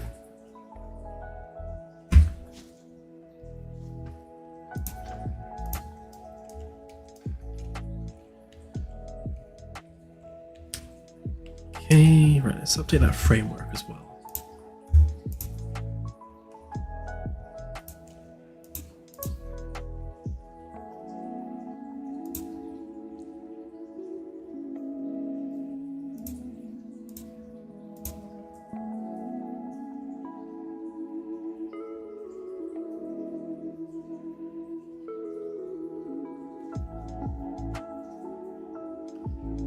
Yeah, so early access for us is more a line in the sand than anything else. In terms of what it means for the game, early access is us saying that we've moved out of pre-alpha and into alpha, essentially. And we can't really call it a proper alpha until we have at least a full vertical slice of everything we want to include in the game.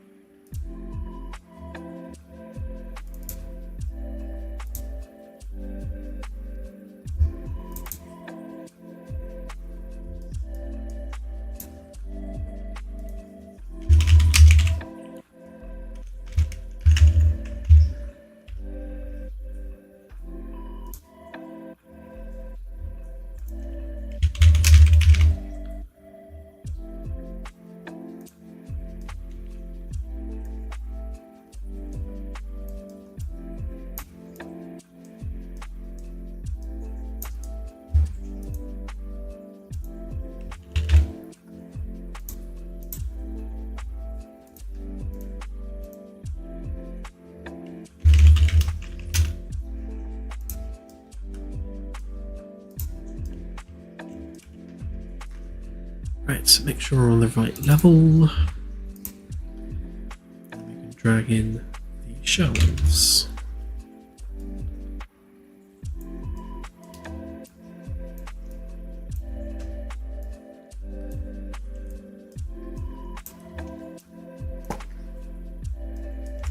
I did the pop.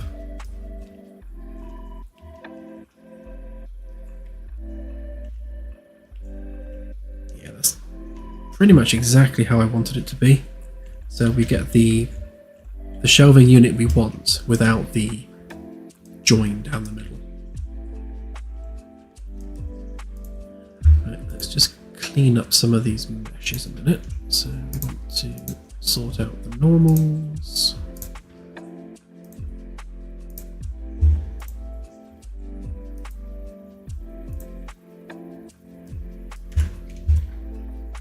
There you go.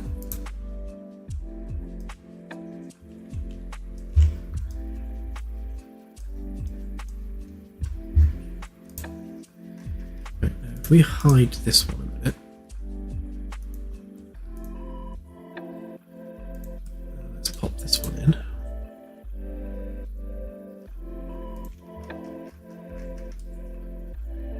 Make sure we're lined up.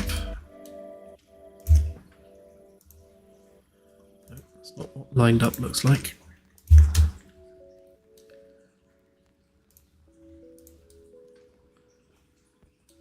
Perfect. No, okay, or not.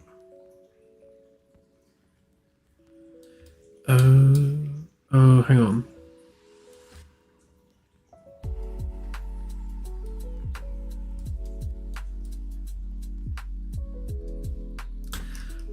Of course, I've lined it up with the external dimension, not the internal dimension. Derp. Okay, easily fixed.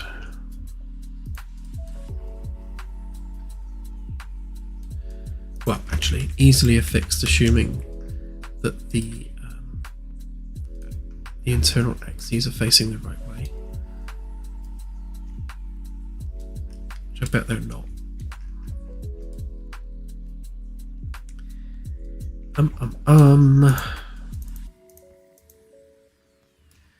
Right, if we just borrow this edge a minute.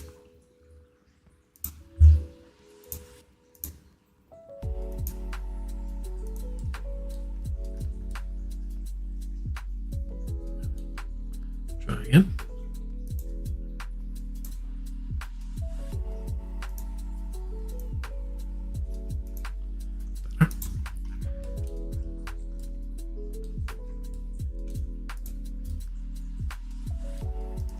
So if we explode that and then remake it as a group, that now will have inherited those axes as we want.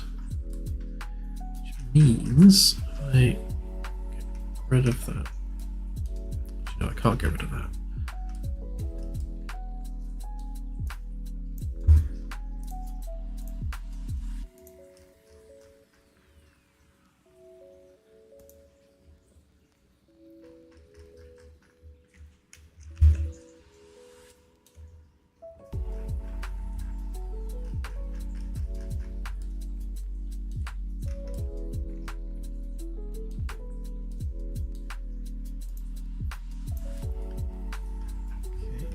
One side done. Oh, of course, that's going to be different too, isn't it? Oh. Right, hang on. Because of my complete ineptitude, I measured the outside edge rather than the inside edge, so it's going to be much quicker overall if I just grab those. Make them into a group and then extrude those faces like so.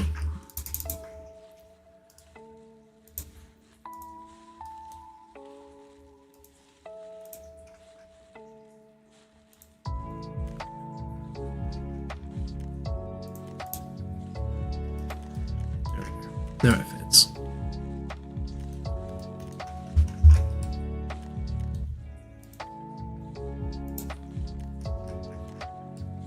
We just need to line that up there.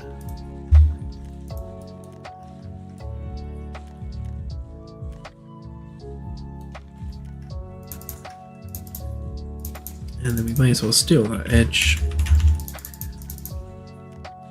Pop that one there.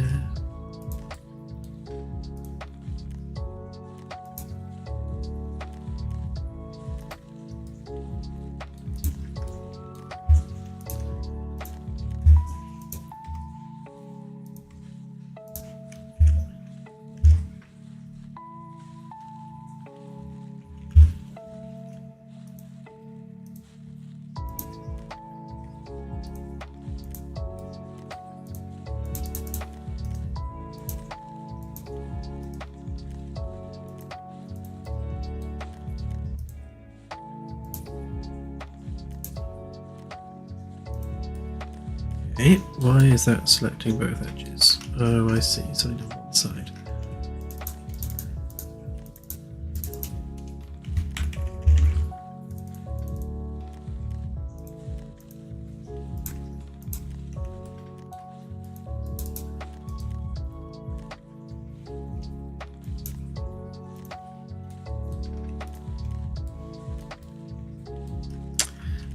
try that again.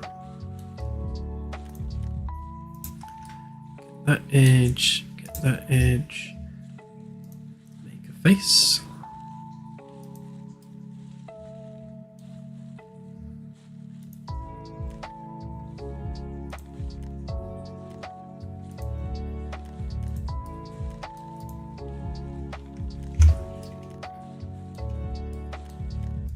And same again this side, that edge, make a face.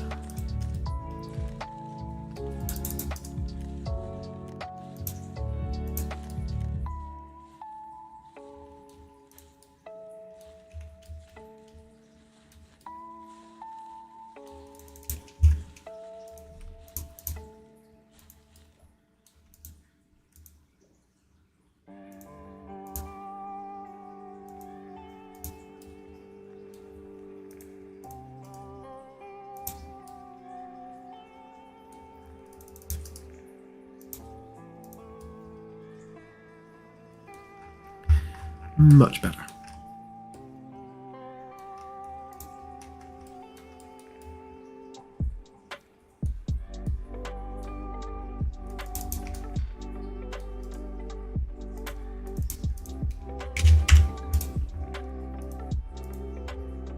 Then we can just extrude that out to create our wooden edge.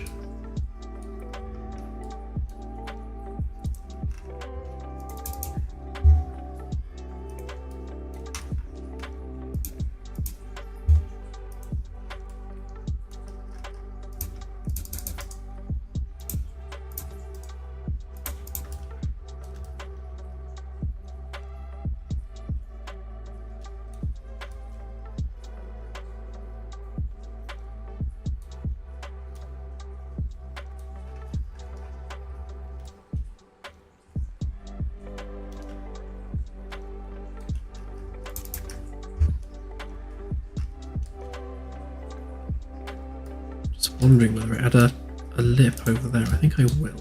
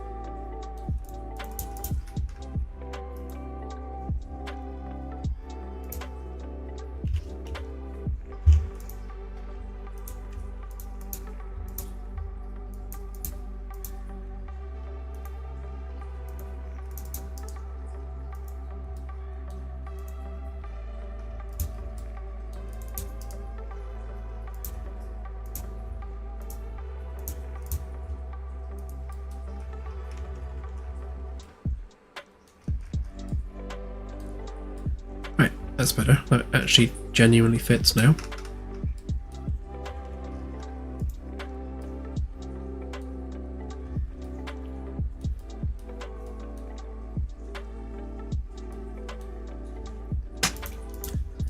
So, as before, set up our anchor point.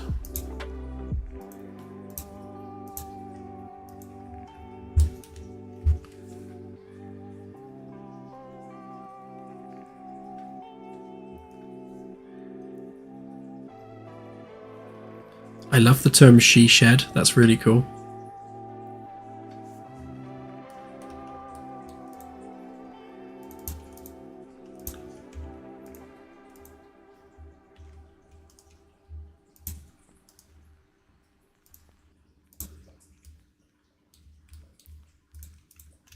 Is that like the female equivalent of a man cave?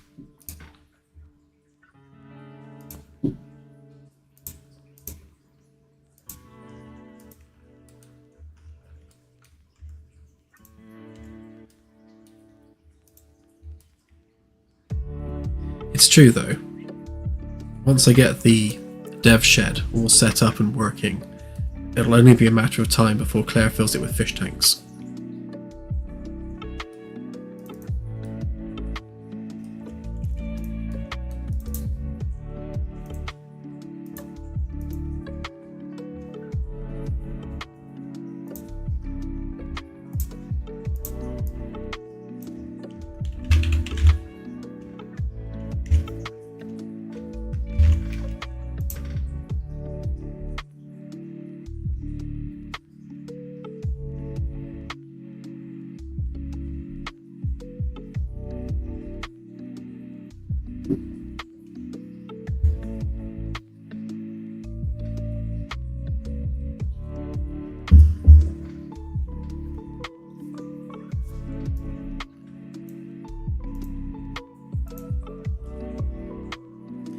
Sure what happened there.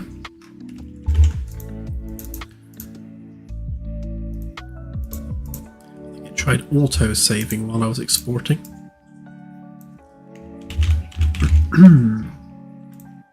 Yeah, that's better.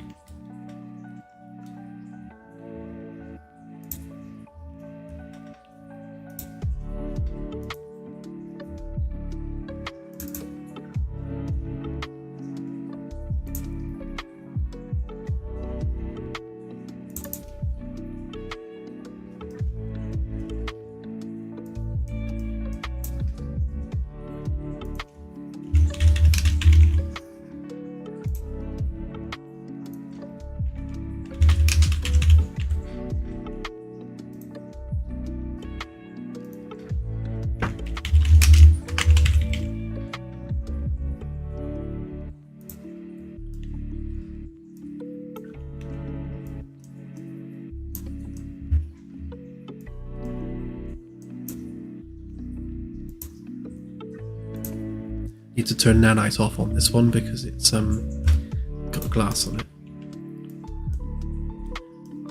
Hopefully Epic will add transparency support to nanite soon.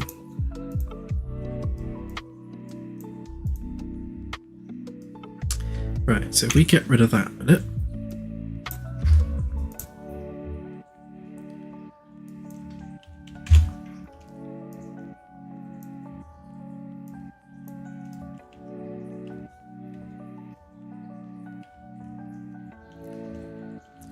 Origin point over there.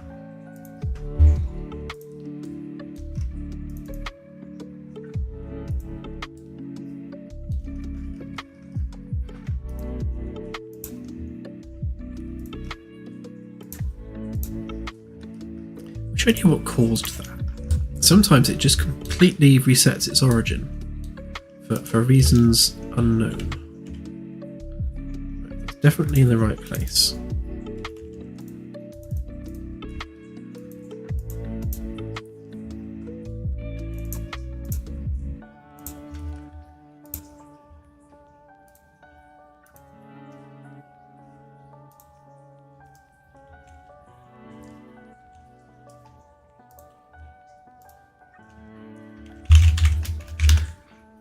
That's better.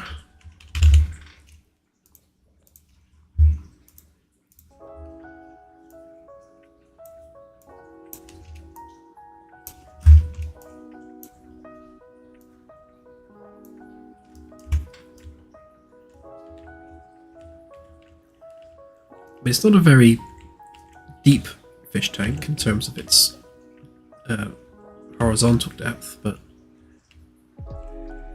it's about the same length as the tank I've got next to me here, actually.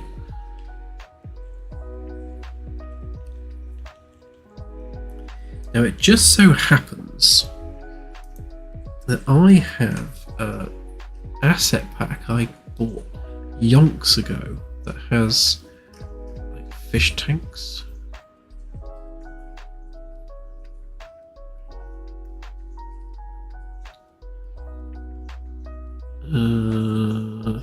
Which would be where?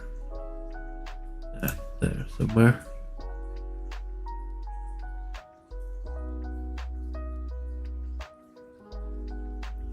I really need to go through and clear a bunch of this out because most of it's not even used.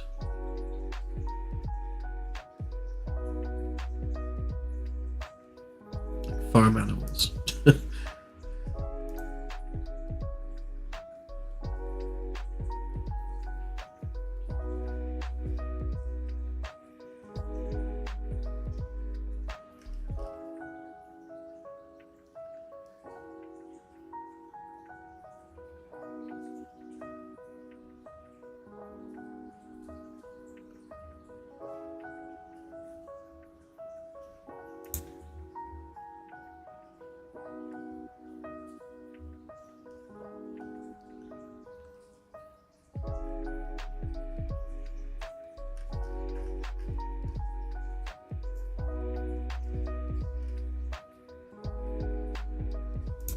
I'm sure I had a fish tank thing here somewhere.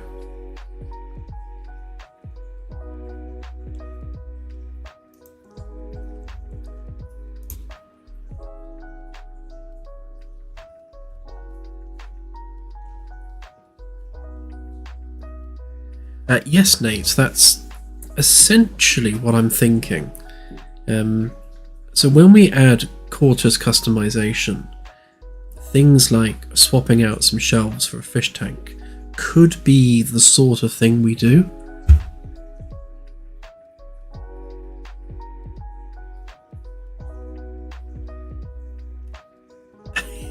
Yeah, CSI, I've done similar before. There's actually a tool you can get which scans your Unreal folder and removes things that have no dependencies. So I might employ that at some point.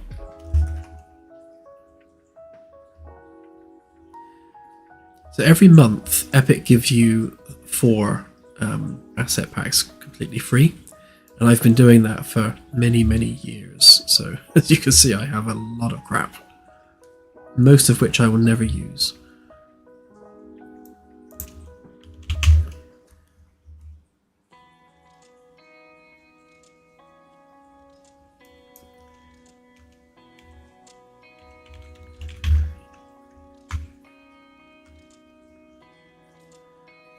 I'm sure I had a fish tank. What the hell?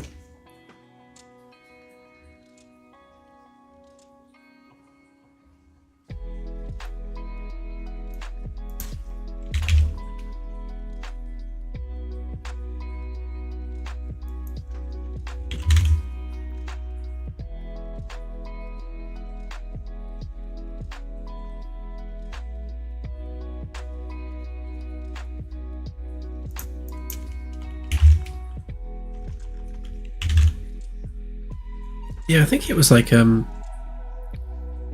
volumetric water thing.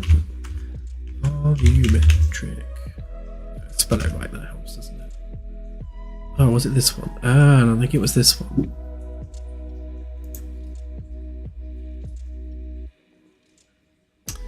Yeah, this was the one. That's the one. Because it gives you really, really nice looking fish tanks.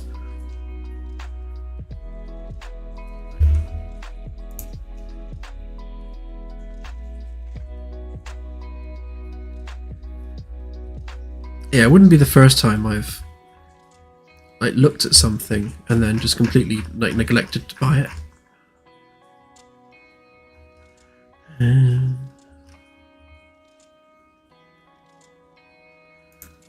See, that's another one of the jobs on my many jobs is cleaning up the project folder. Like 4 or 5 years worth of just chucking stuff in here. It starts to mount up after a while. Although it's worth noting this stuff doesn't get packaged. The only things that actually get packaged are the things which are referenced in the level.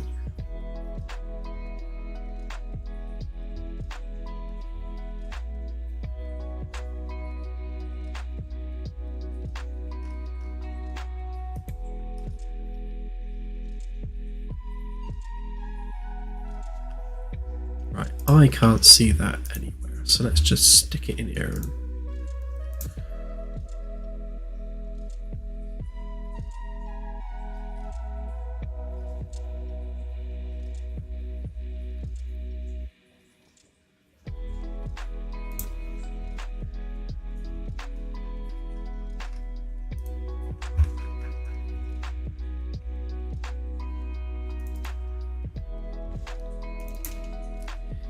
Right then.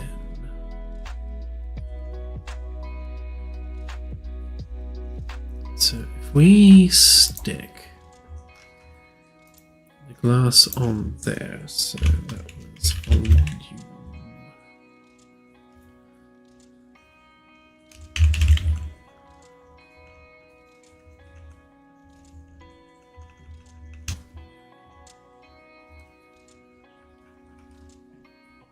I've already forgotten what it was called. Glass volume.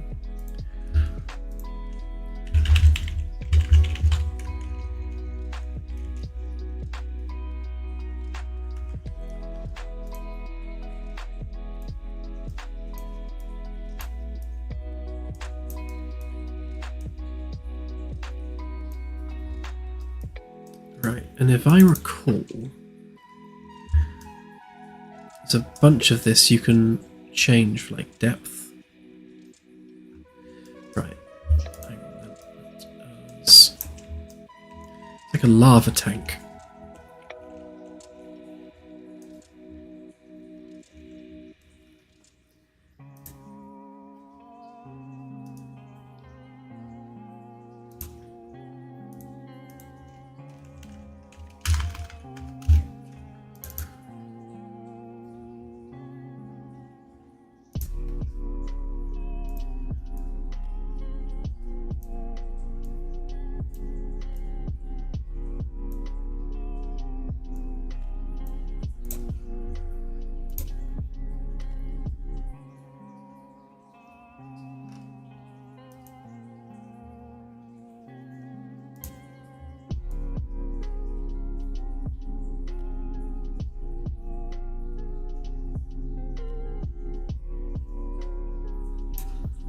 Okay, which one of these was height?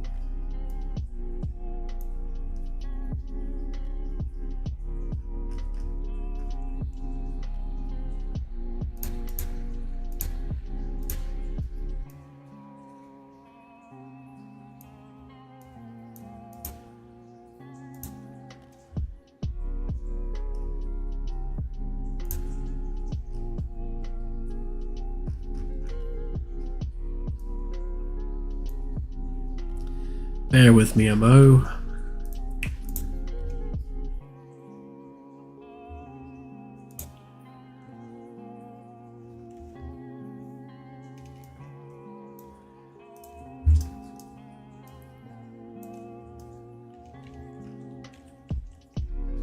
Where'd that go?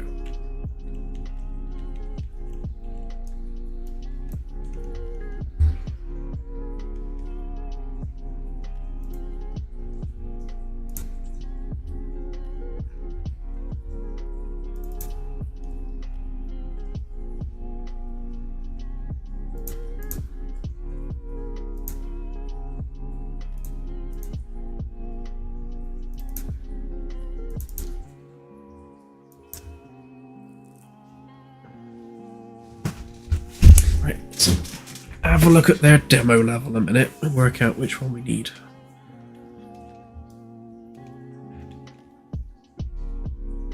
Shader, shader, shader, shader, shader.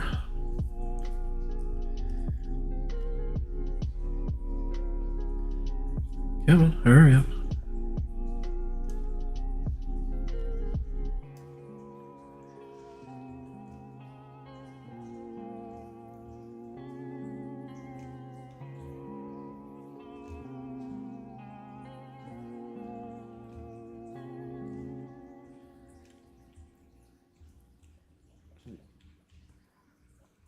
So this lag that's happening right now is a result of Unreal's storage solution, which really hates it when C drive runs low on storage. So I'll have to restart in a sec.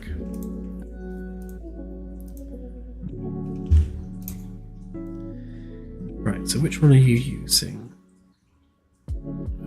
Aquarium box.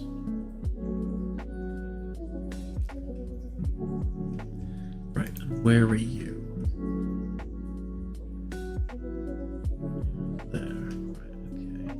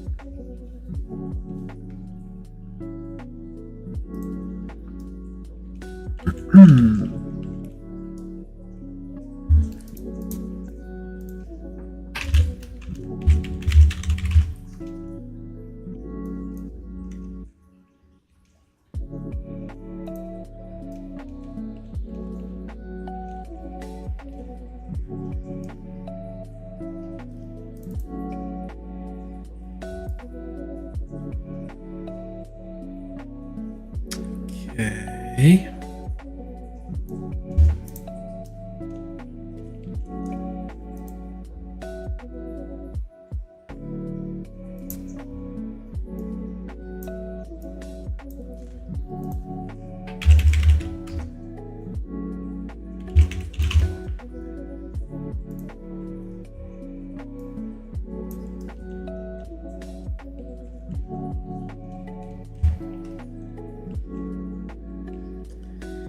Right, so I have a feeling this is going to require some fiddling.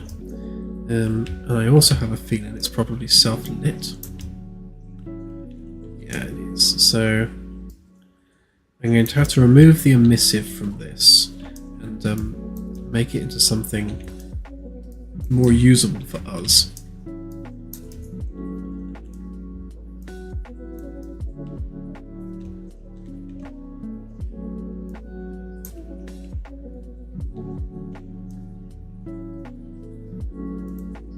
So I'm assuming then that this won't work on a plane.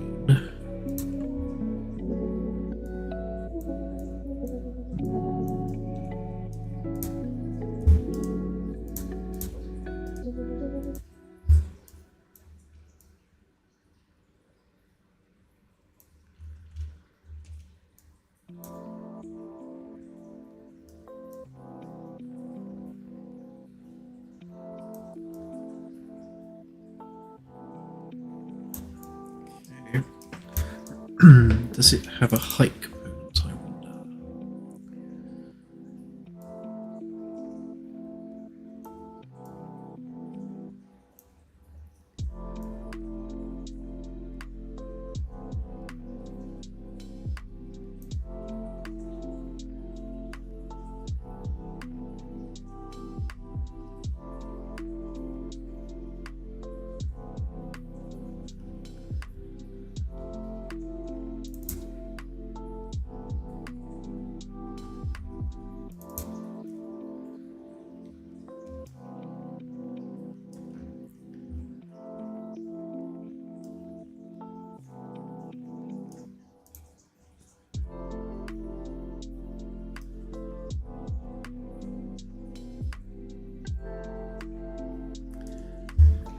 Okay, so I'm going to have to essentially pick apart this material to make it work with a flat plane like that rather than a cube. Obviously it's been designed to work with a cube, but we can fake that with a flat plane. And I shall remove the emissive from it as well, so that it works using the room lighting. And it also needs to get rid of this reflection as well, so it's got a cube map assigned to it, which you don't want either. So that is going to require lots of fiddling, so I shall do the fiddling off stream. probably going to take a while. So we'll pop our shelves back in for now.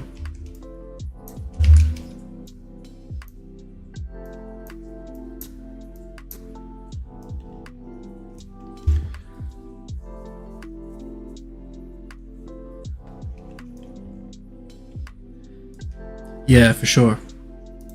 So I tend to use asset packs like this as a learning tool.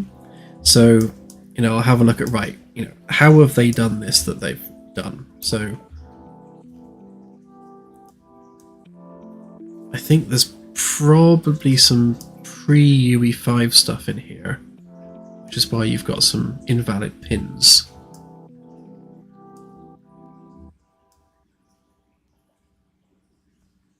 It looks to just be, yeah, it's using fogging, and I'm wondering actually whether I can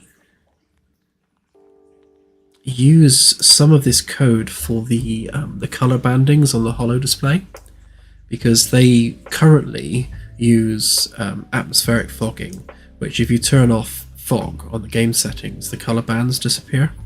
Whereas that wouldn't be the case with this.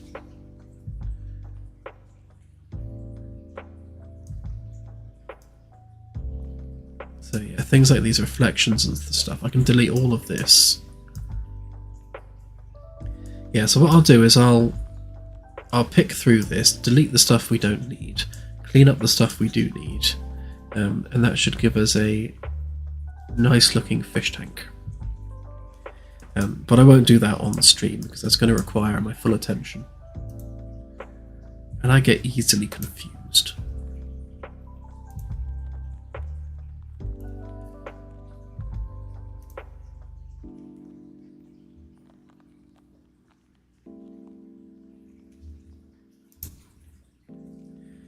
There's not a lot to see yet on Inani. It's just a few panels. Though I intend to rectify that now. So we'll get this archway put in, and we'll do the door frame as well. And actually we'll sort out this door framework while we're at it as well. There's a few bits and bobs that need fixing. But that is the shelving unit. So my kind of idea with this is you'd come into the quarters, probably kick your shoes off down there somewhere. Somewhere to hang a jacket would be good.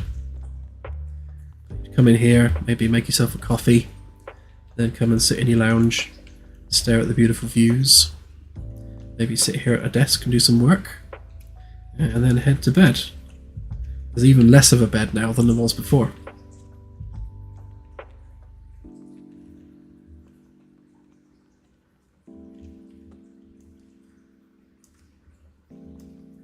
I can put in a temp bed. It won't be a working bed, but it can definitely be a temp bed. But to be honest, I'll do that instead of the archway.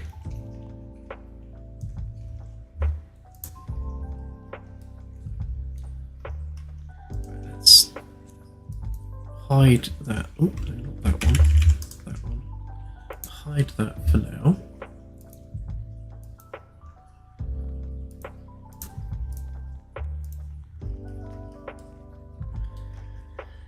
Bring back the shelving.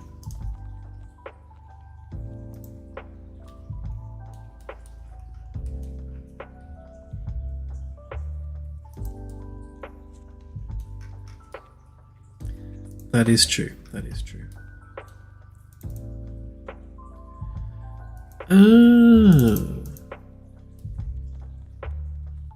Something's just occurred to me. Now this mesh is broken and doesn't do nanite. And I'm wondering whether that's because there's hidden stuff all over it.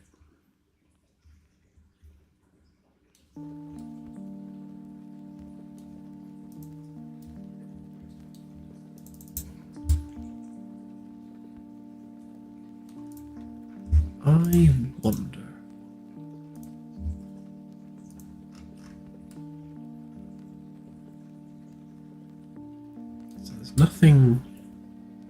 glass related on there.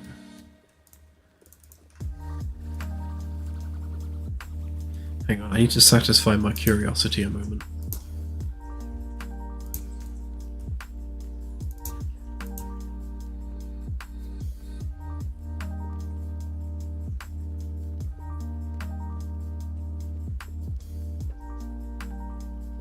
Because if this is the issue, which is causing the mesh to not work with nanites, then that might be the case elsewhere as well.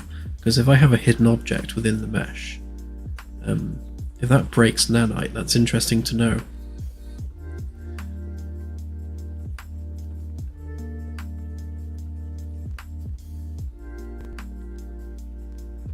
Sorry, Tough. Yeah, we released him from his room. He's now roaming the ship.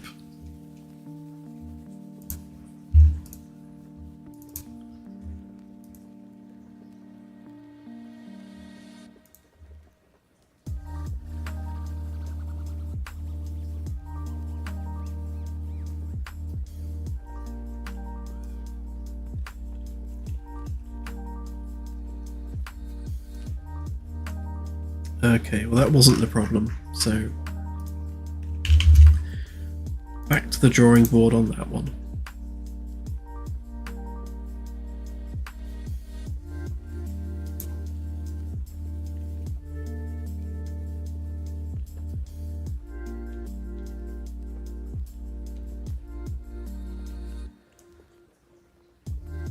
Shall I fix it now? Yeah, why don't I just go ahead and fix it? So, the issue with this particular mesh is that it is corrupt. We're looking for superlights.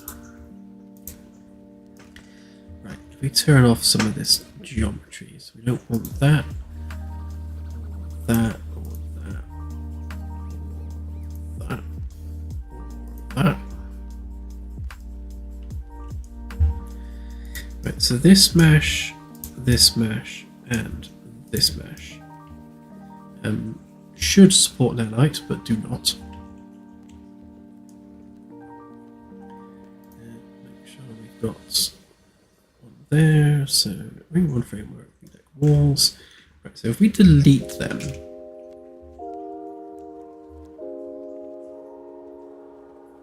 they shouldn't be used anywhere else. Ring one.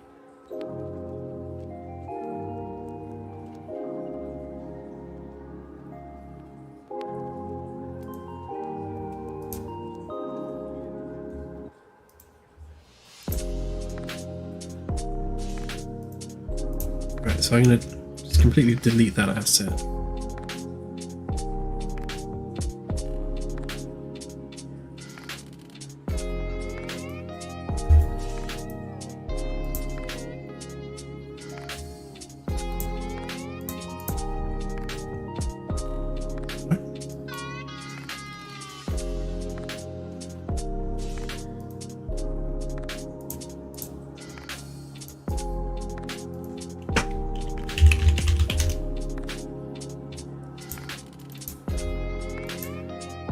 Now let's re-import.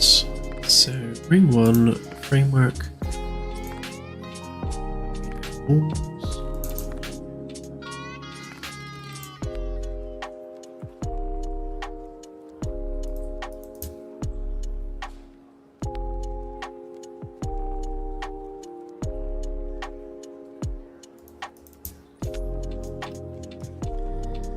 Right, do you now work with nanites is the question.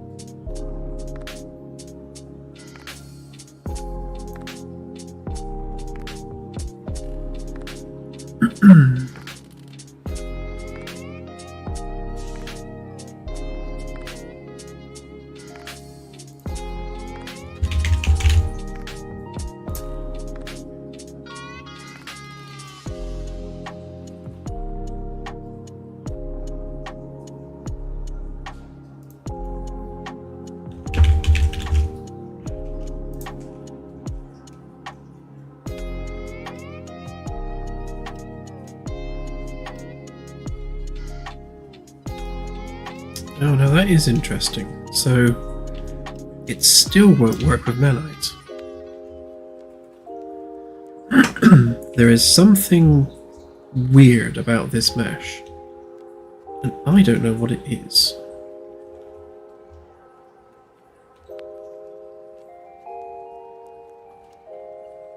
And the fascinating thing is we've physically deleted the asset, re-imported it, and yet it's still not tessellating this texture, and neither will it be doing the world line either. No, that's not tessellated either.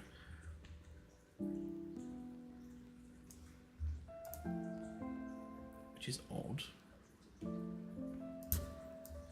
If we drag it back into the world again, so B deck framework walls, pop that back into place.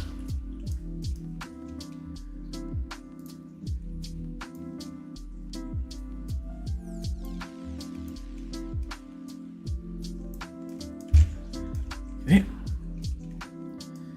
and if we chuck up our nanite triangles view, you'll see that, look, this mesh does not support nanite.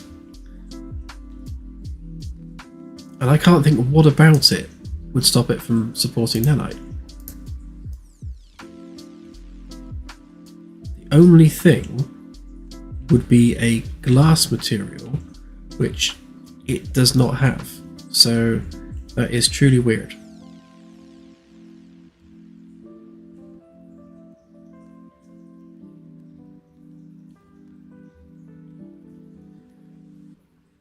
It does have a lot of faces, yep.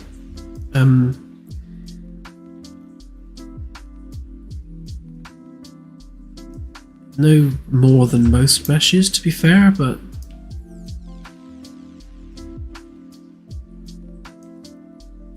there's not a lot of detail there, which is interesting. Why isn't it giving me... what am I missing?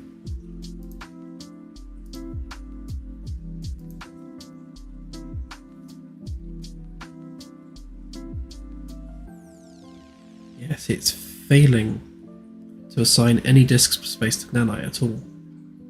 So weird.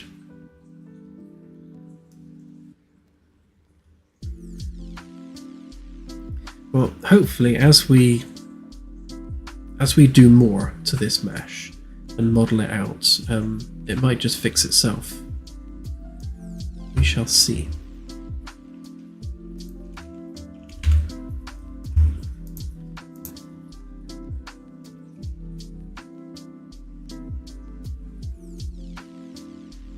No, this particular mesh has been broken for ages, and I've tried all sorts to fix it, and I thought just deleting it and re-importing it would be the ultimate fix. But no, that hasn't fixed it either. It's like...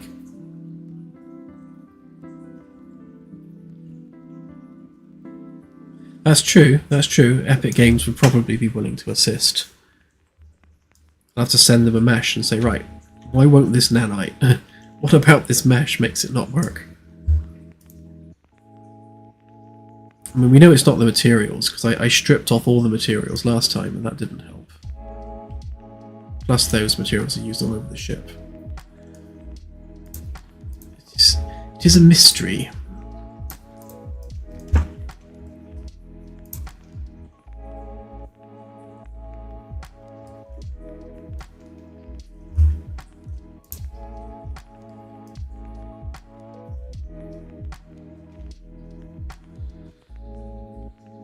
No, Epic are not supporting the development directly, but they have reached out, and we've had a chat, which was nice.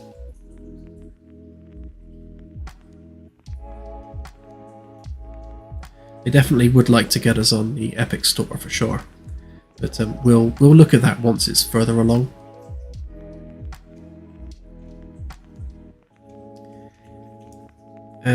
Show you the triangles. Did you mean these triangles?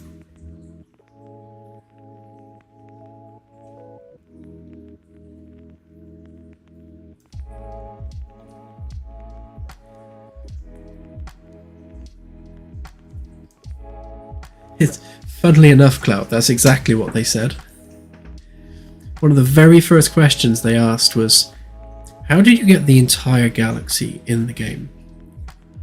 And I was like, well, world origin shifting. And they were like, ah, yes, that's what we thought you did.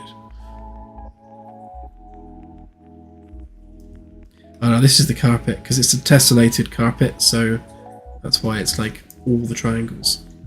See? Many.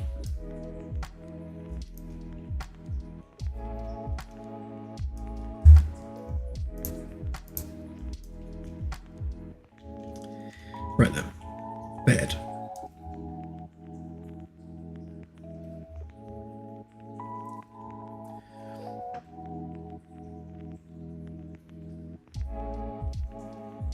Yeah, we're not interested in publishers or anything like that at this stage.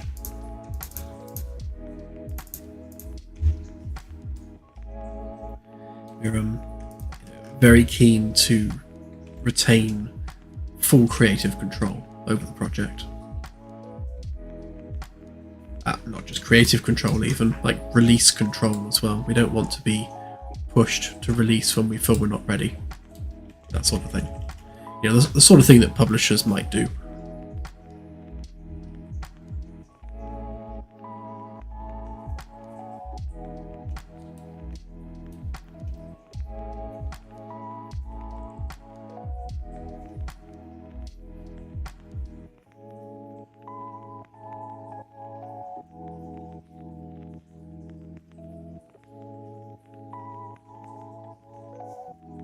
Yeah, it's not that CSI.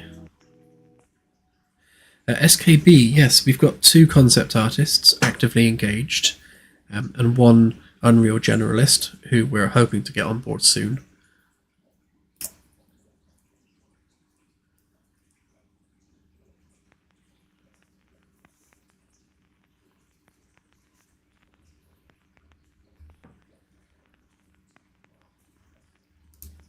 Yeah, that's kind of our concern really with a publisher is finding one which is essentially just looking for a revenue share, who is willing to support the development of the project, but keep their distance and not have any creative or like objective input on the project.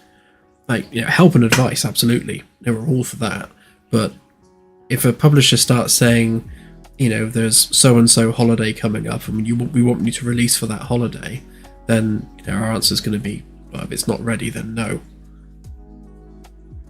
And we want to retain that, that ability.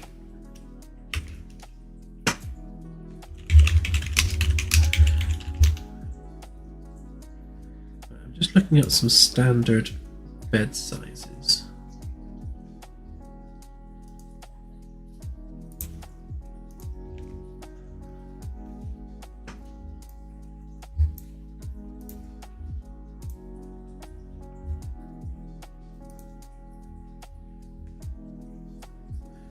So last time we went with just a standard single, sorry, standard double. What was it? A standard single? I can't remember now. I think it might have been a double actually. Let's just measure that out a sec. So let's do this over here. We have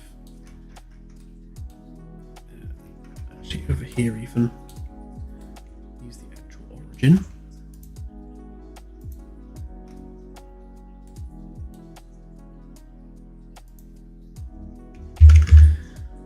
So it was 190 by 137.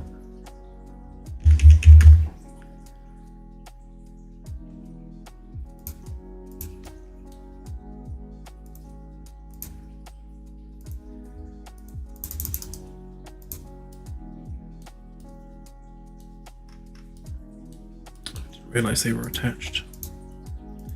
Gone. Right, so that's your standard double. So if we shift this into here, you can see that a standard double bed is actually really small compared to the size of the room. It really is a monstrously large room.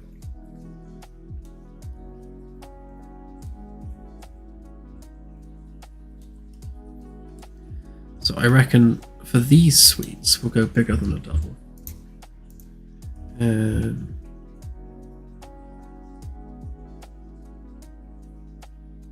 guessing king size.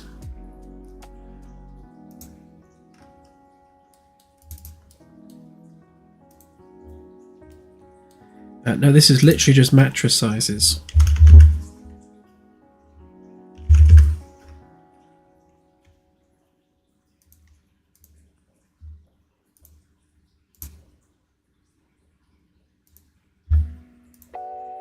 So that's a king size.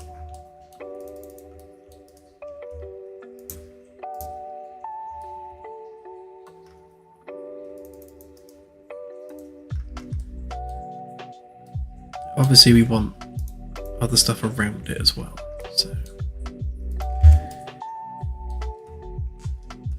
let me see if I can find a picture of what I liked.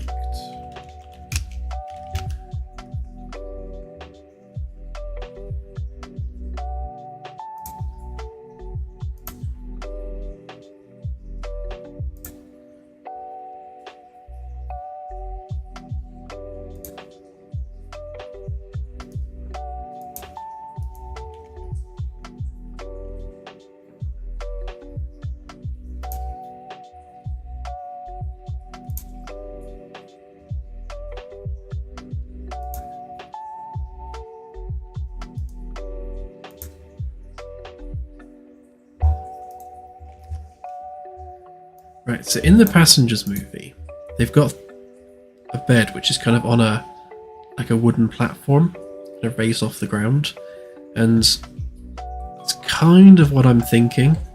We don't need all this, but the mattress being on top of like a wooden thing, I quite like that, especially if we put a light around it.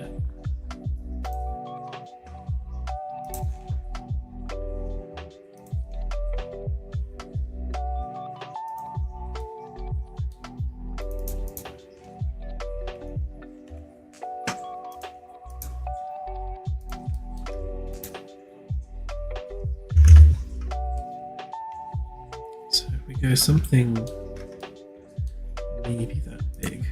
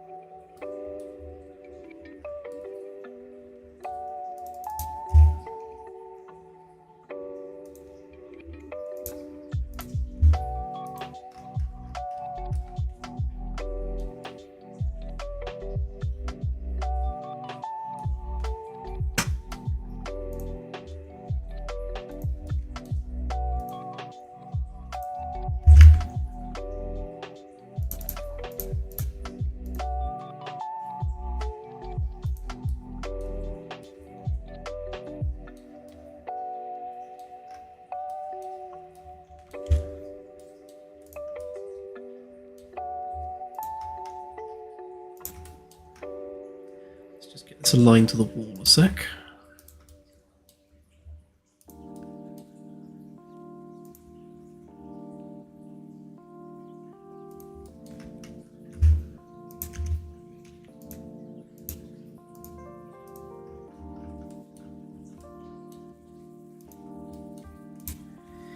No, yeah, well spotted about the lack of a window.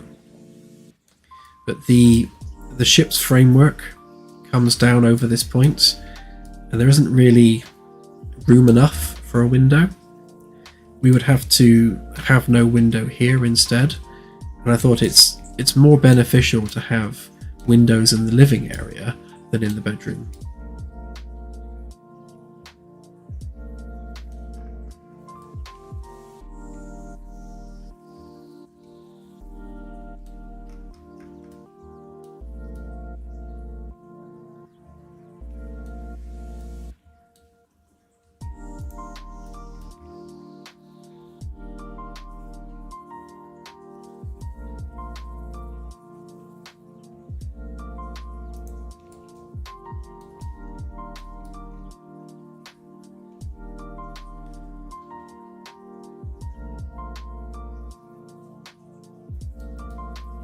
So I can always offset the door, maybe, and have a screen alongside. Although it definitely needs like clothing storage and that sort of thing. Like an armchair and a dresser and various other bits and pieces. Yeah, the bathroom's this room here. It's the bathroom.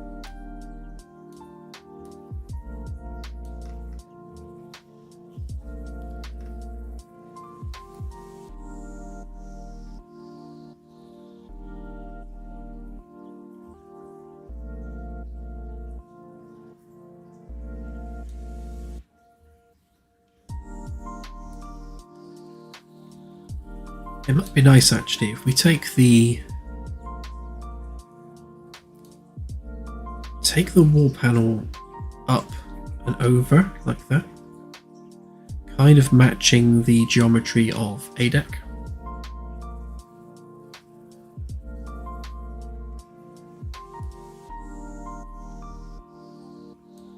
Yeah. I think as a concept that might just work.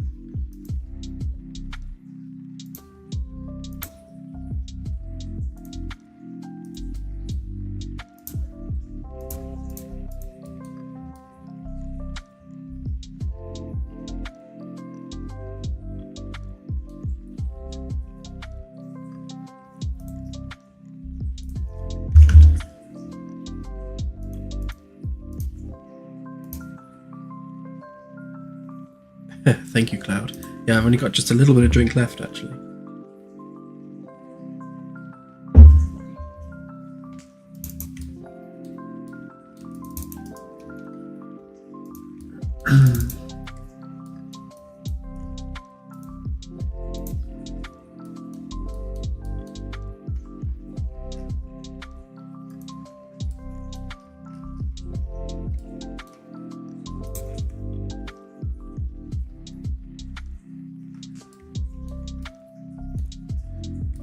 So this edge here should be a direct mirror of this edge, so I can copy this panel across.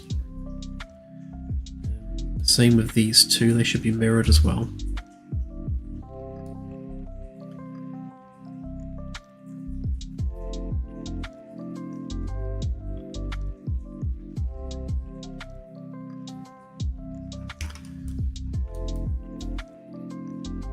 So for the corner, I think I'll just do a standard panel there. And then we'll do a proprietary panel over the bed.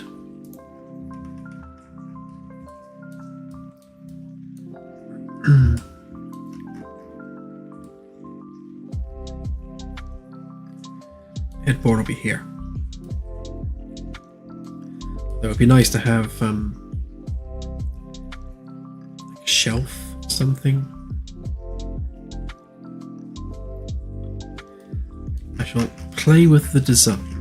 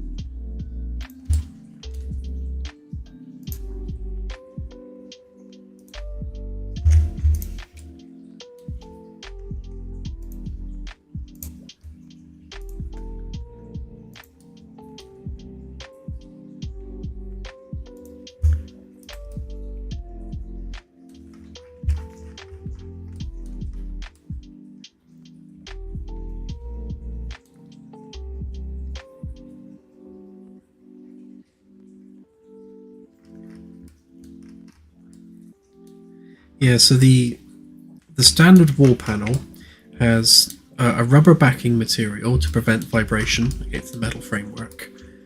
This layer of fake wood, which allows us to do any shape we want with the white bit. A separator, which is just another bit of rubber, and then the actual white panel itself. So I suppose you could call that bit the soundproofing.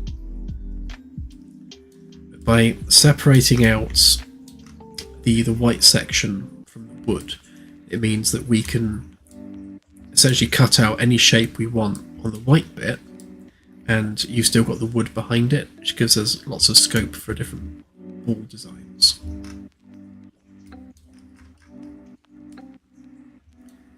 Which you'll see in a sec, actually, because I need to do exactly that.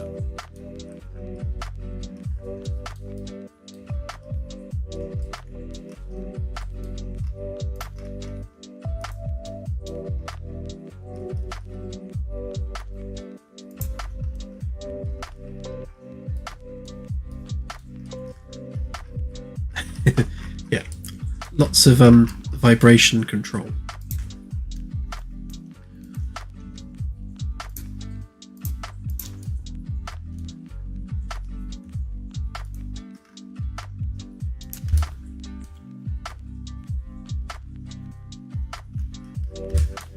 Shall I use this side?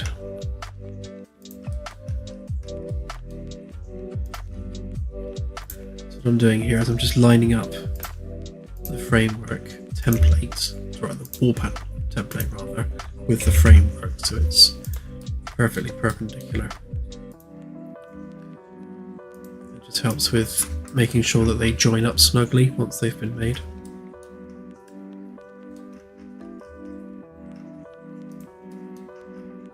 I need a straight bit there. Straight bit there, which I think I just made too big. That's fine. And then that allows us to just detail the edge without doing it on a curve. And then we just need to draw the edge itself.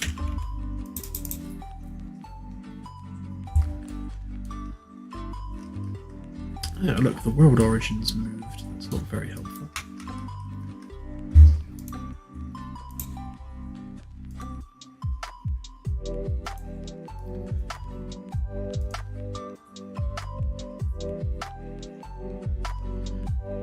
There should be a reset option here somewhere.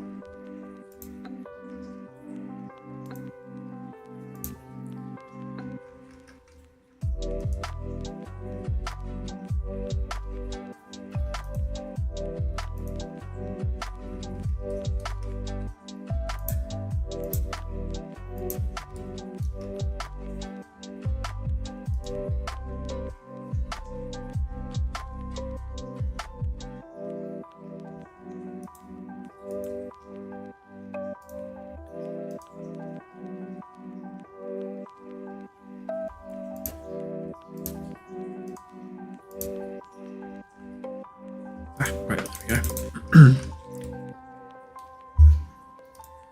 Can't have the world origin moving, otherwise that will mess absolutely everything up.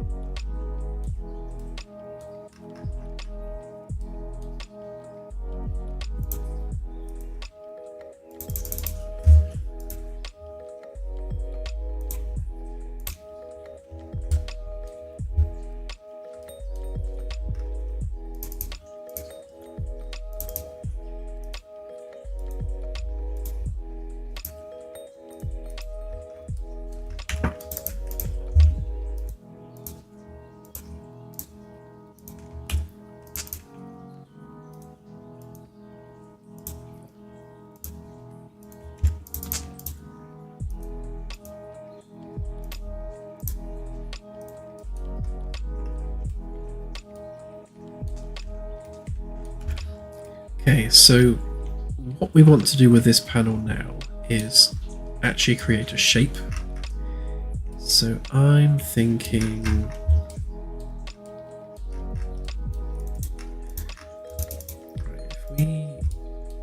where's our line? We'll retain that line there. So we can make that our straight line. That's there. Then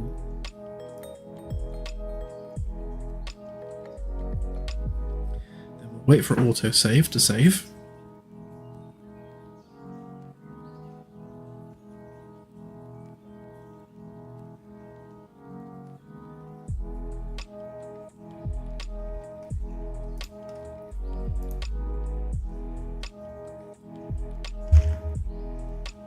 So if we go 20 there.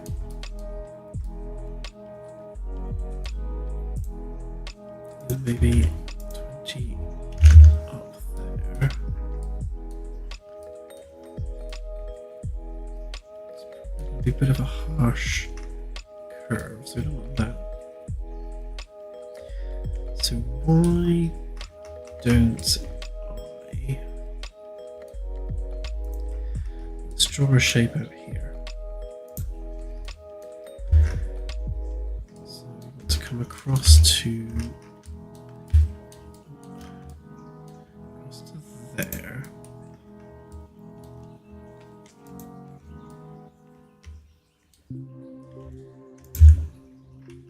The rest of it going to there.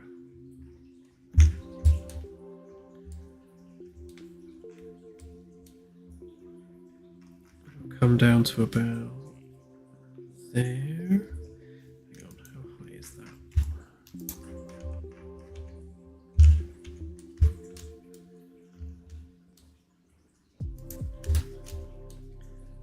Maybe about 25.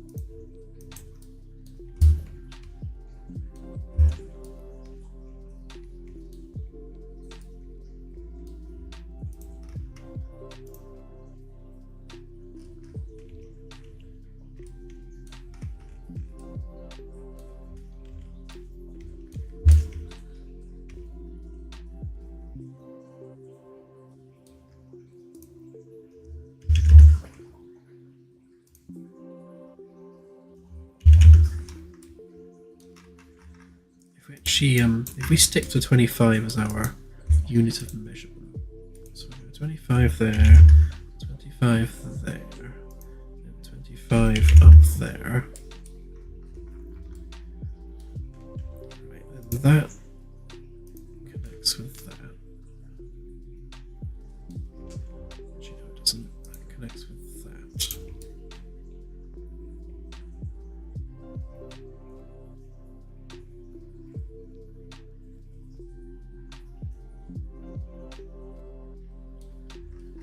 Although I don't want to overlap this line, so that's right, so we move everything over by 5, so you can go 5 that way. You can go 5 that way. And we'll get rid of that.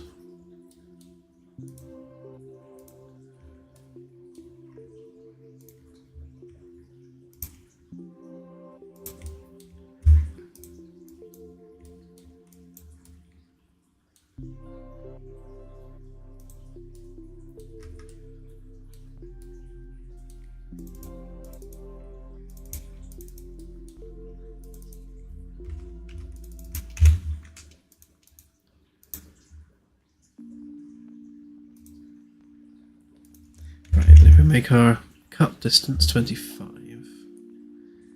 like so.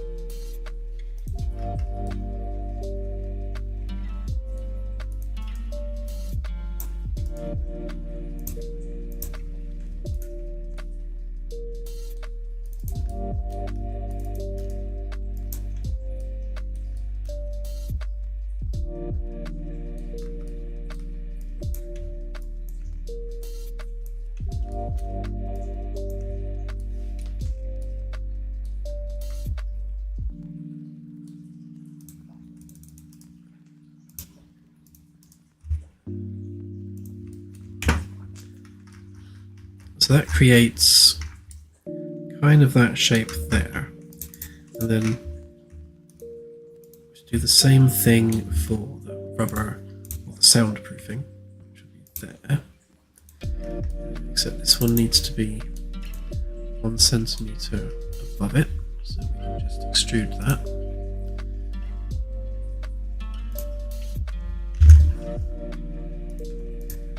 Grab that face, delete the rest.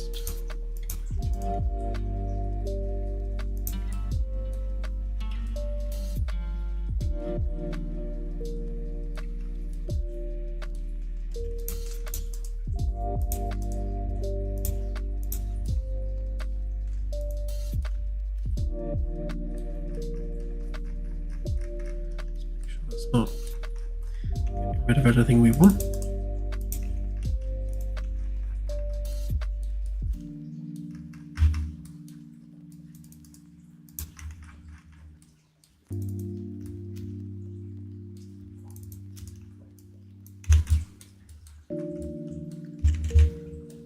There we go.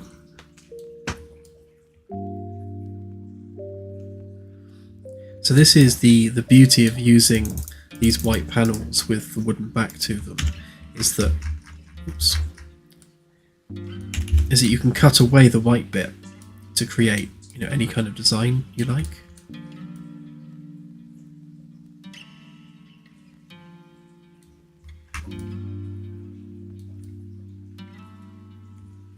Thank you all.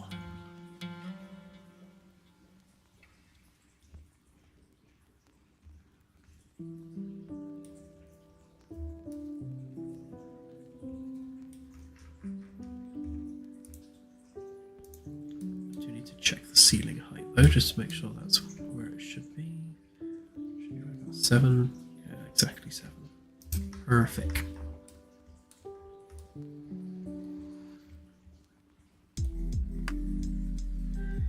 And then for the next piece, it's going to be easier. We won't need the shape, we'll just do it flat across. So just make sure that is a component.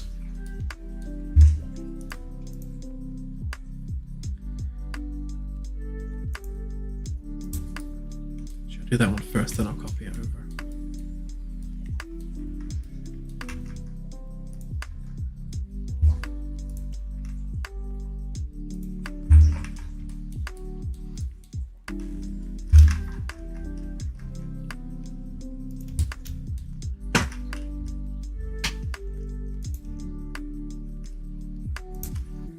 So again, we just need to make sure that this is perpendicular to the framework piece.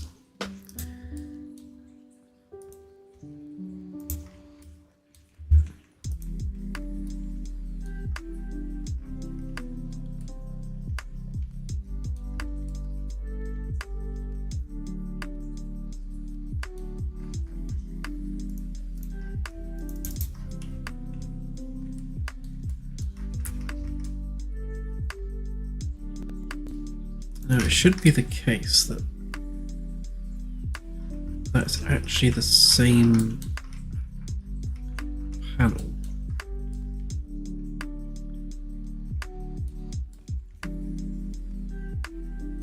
Yeah, actually I'll be able to save some time here. Let me just see.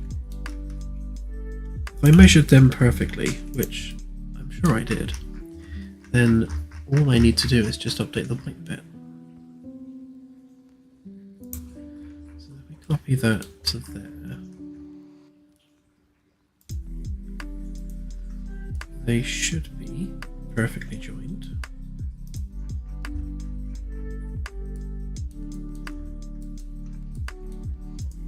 So we make that one unique.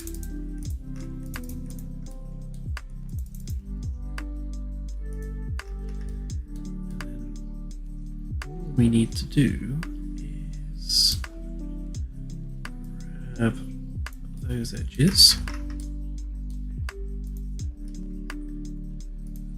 pop them down there, should be job done.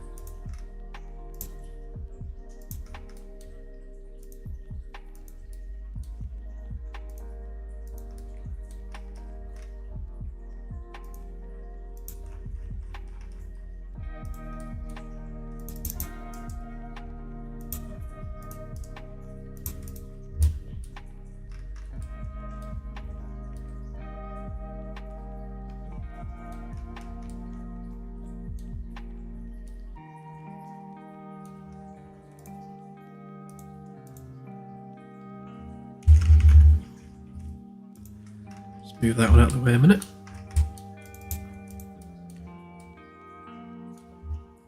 Just do the same thing on this one.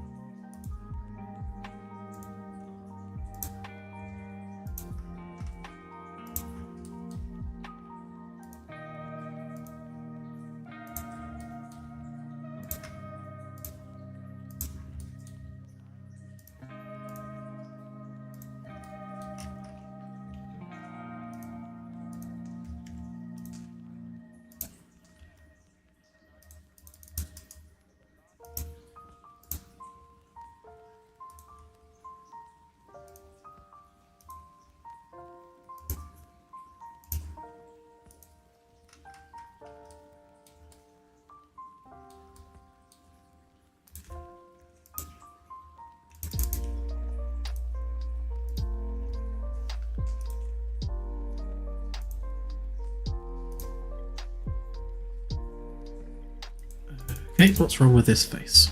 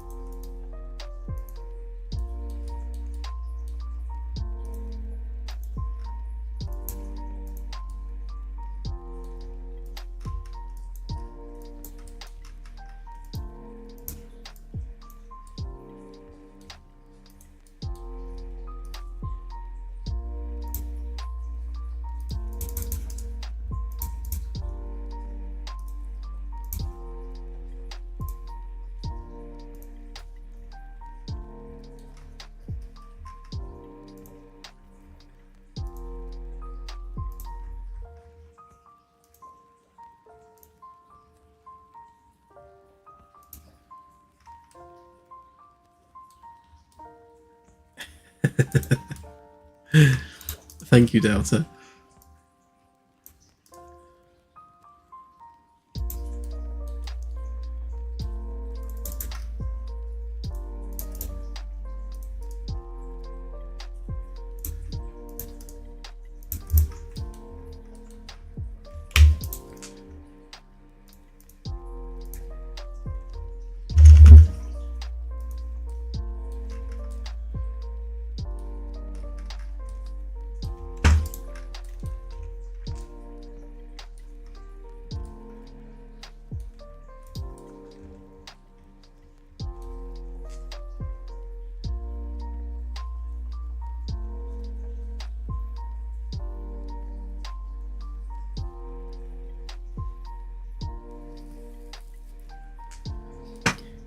Yeah, it's a good point with the modular construction. Like take this room here.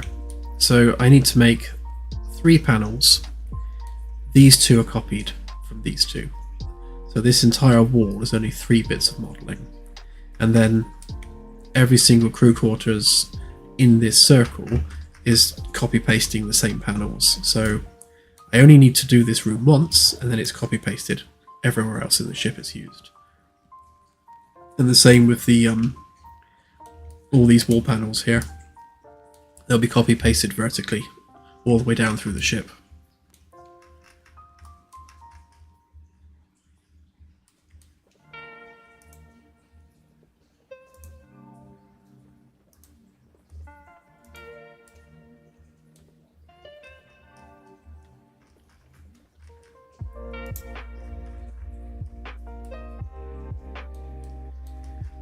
Yeah, generally speaking, I do a Steam build about twice a week. Usually it's after every stream, although I've taken to doing it the next day. I find that my brain is usually frazzled after a stream, so either I forget stuff or I make mistakes. So it's better if I put out a post-stream build after I've had a nap. But yeah, generally speaking, it's 2 builds a week for backers.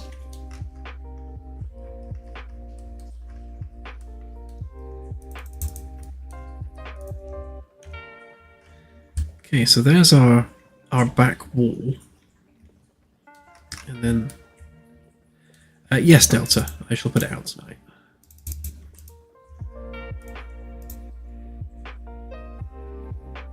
So we move that forward. Quite sure how forward to make it yet. Let's leave it there for now.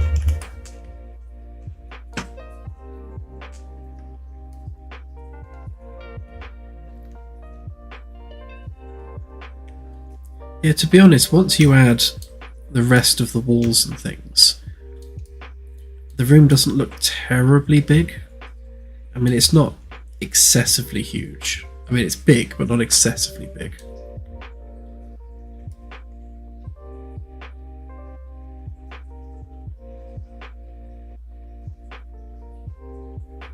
Once we've got the little bedside table things either side of it as well, that's going to help. And then we'll have to think of something to do here.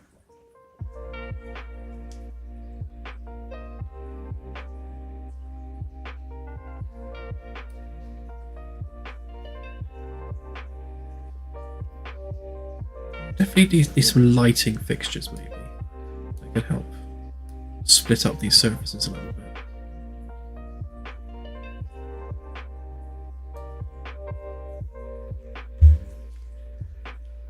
Yeah, I didn't put a build out on Sunday, Anassi, so there's been nothing this week. So tonight's build will also include what I did on Sunday.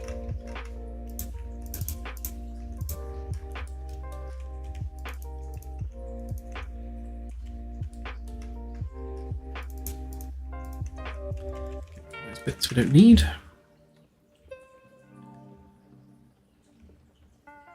Yeah, light tubes or some other kind of sconce kind of thing. Obviously we need some lighting controls. Maybe some little bedside lights as well there, just like standing lights. And then I suppose the wardrobe-esque thing one side that can come out into the room a little bit, maybe. Yeah, maybe like a little dresser.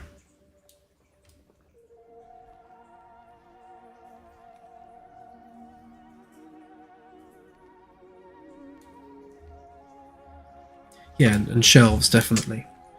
I guess one of the things we want for the crew quarters is to have lots and lots of shelving. Obviously, as you explore planets and you find stuff, especially unique stuff, it would be nice to be able to store that on the ship. So we need lots of shelves for the purpose of storing things. Right, let's get these panels polished a little bit. So we need that one and that one. I think are fine as they are. This one's going to need some work.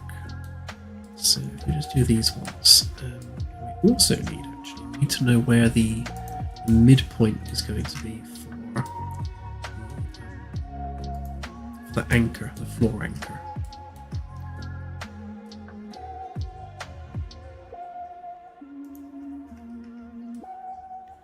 So from the framework to the other framework gives us a midpoint of there.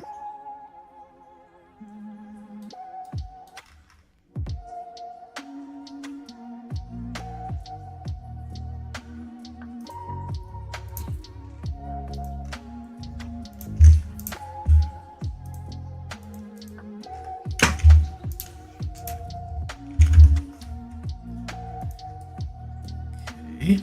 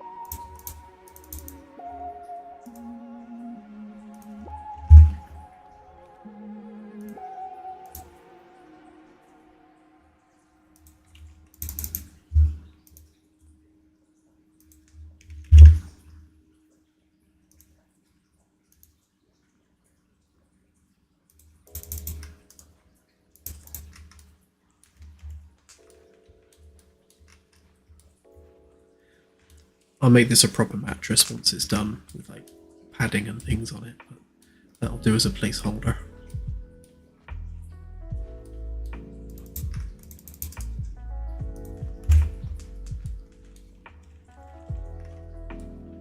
It certainly is firm.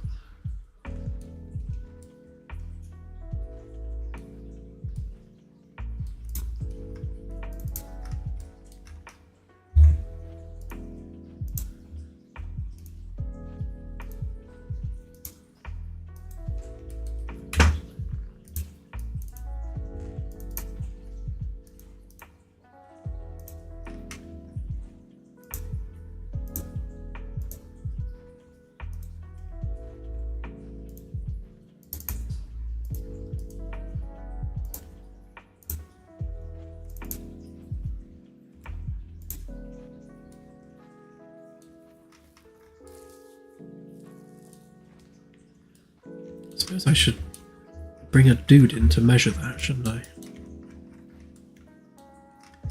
You'll do.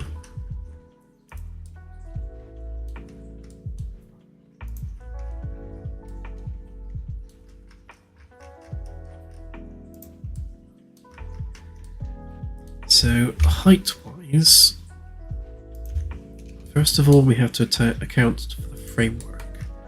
Then we have to account an extra inch for the floor itself. So that's how high it would need to be.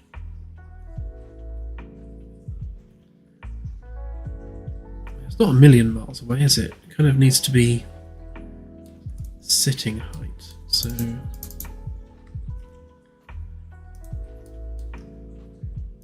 maybe like there-ish.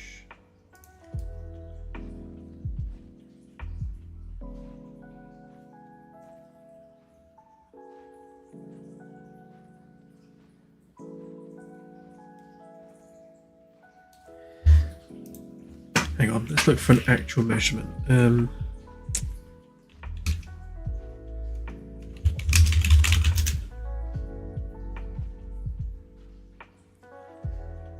So it says the average bed height is around 60 to 63 centimeters off of the floor. Alright, let's go with 60, shall we? So if we could take that as the floor, we go to 60. Which means the height should be about there.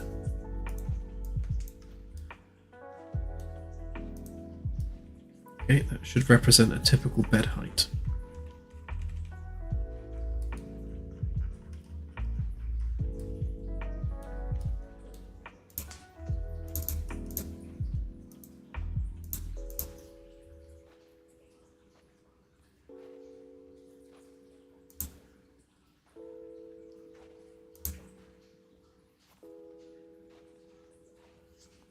going to have to start thinking about some other folders for room stuff. I guess furniture is an obvious one, isn't it? Let's make a furniture folder.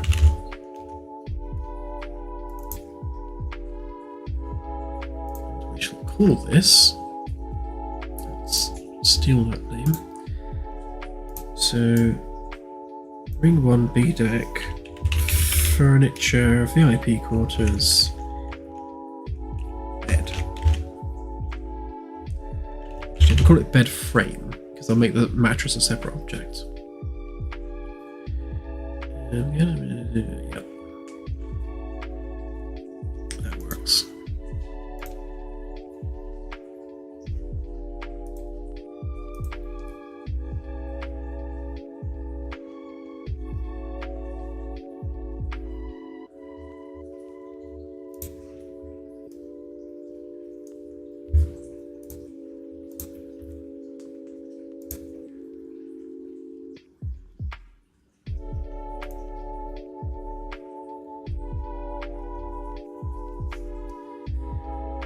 Yes, there's more than enough room for it, although there will be a workspace in the main living area.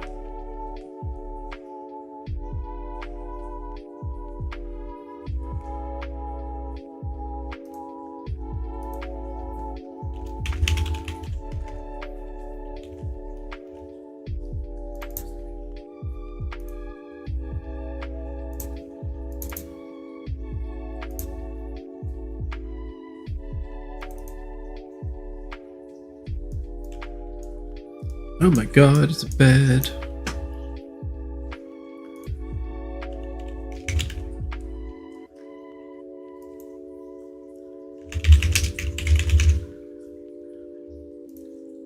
Steal the chair fabric for now. You can just have a fabricy mattress.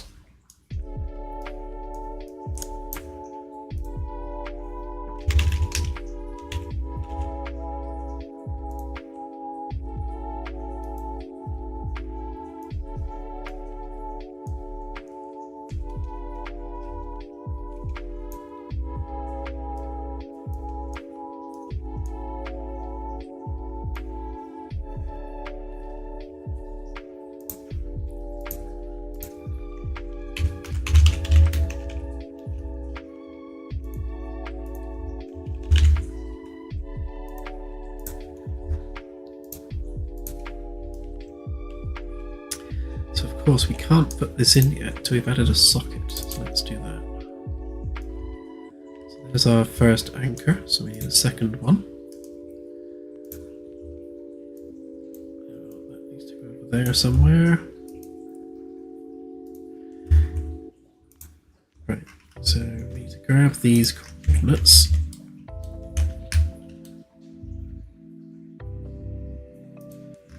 Actually, let's mark this out exactly so that we have a point saved for future reference.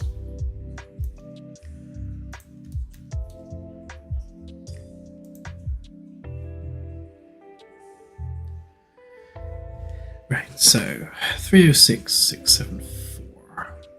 Okay. 306674. 2329421.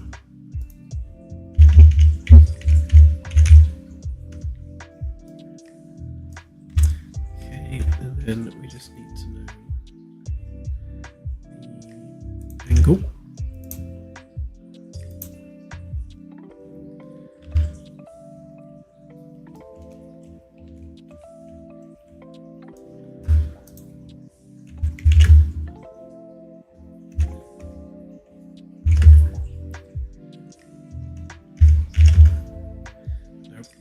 Of those.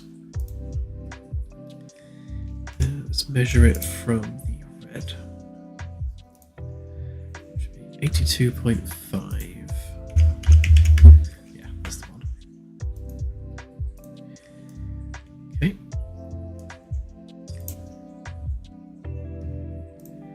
So that should just pop pop into place now.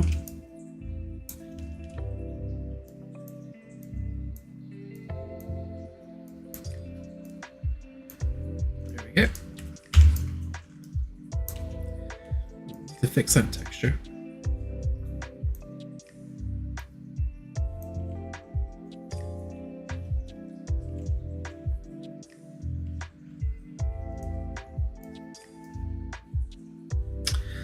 Oh.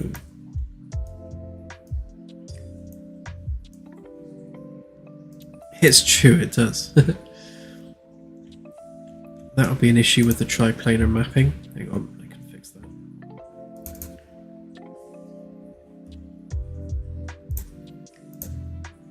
I just world align that because it's a static object. Solve that temporarily. I'll go and fix that other material, stop that from happening. Right, okay, so there we go. A nice fabricy mattress.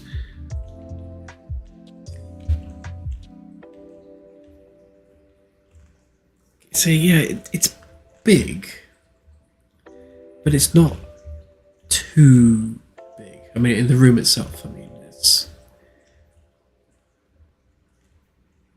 Perhaps I'm just used to having small bedrooms, but you know, it feels large. I don't want it to fold up. I'll leave even more room to fill then. Let's turn that off.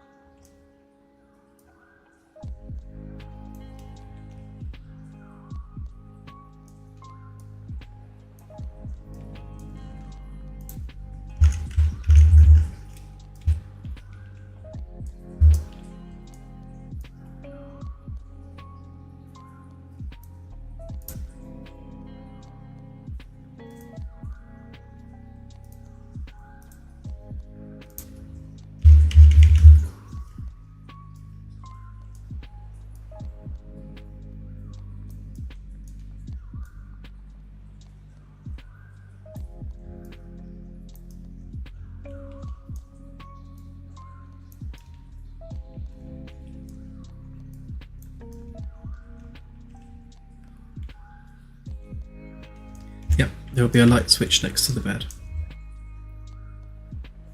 Don't worry, Cloud, you've got 3 more sockets coming up.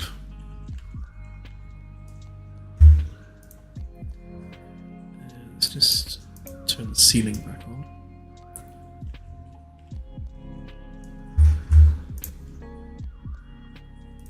It definitely does need an underglow, I agree.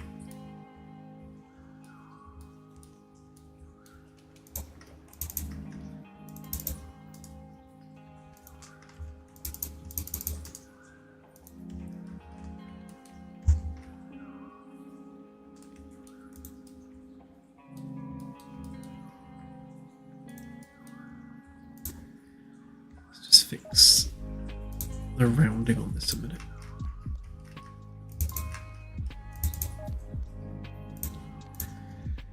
So 0.5 there,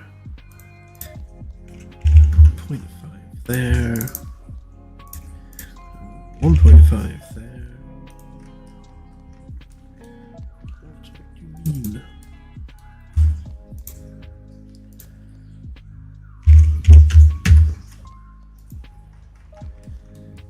Same on this side.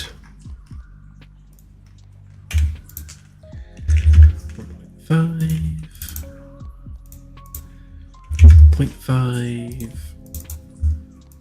and 0.5, and then you get yourself nicely rounded.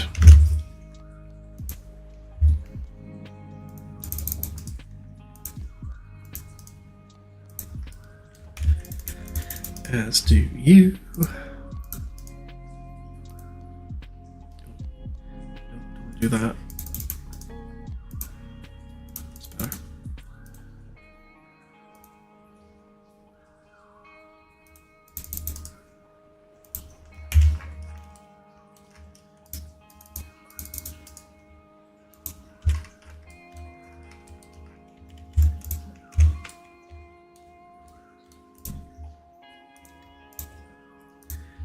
same on this one.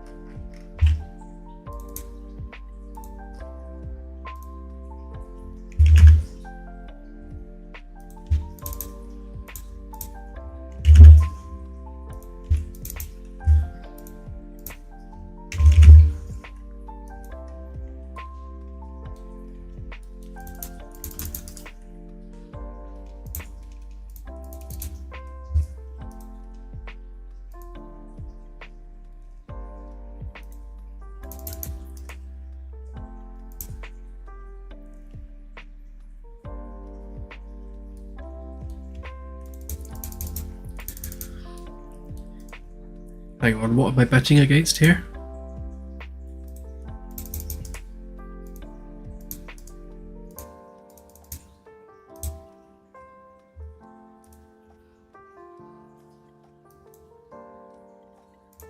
Ah. Is Claire alluding to the fact I never make the bed, perhaps?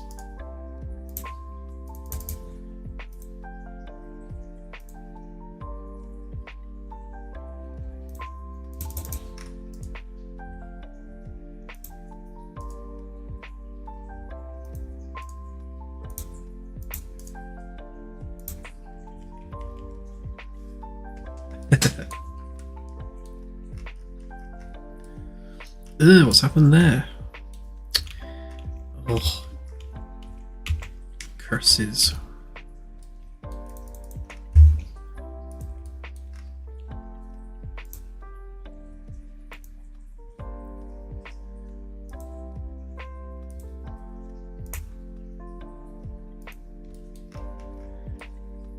I see what's happened.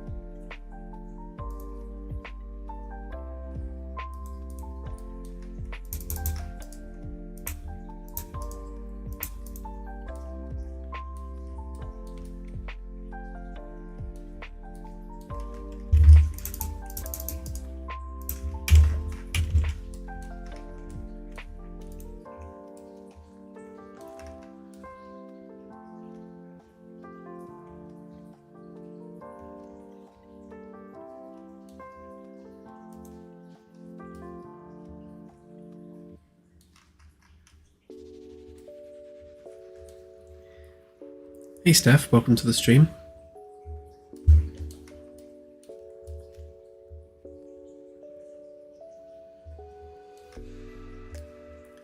That is a good Stargate quote, I like that.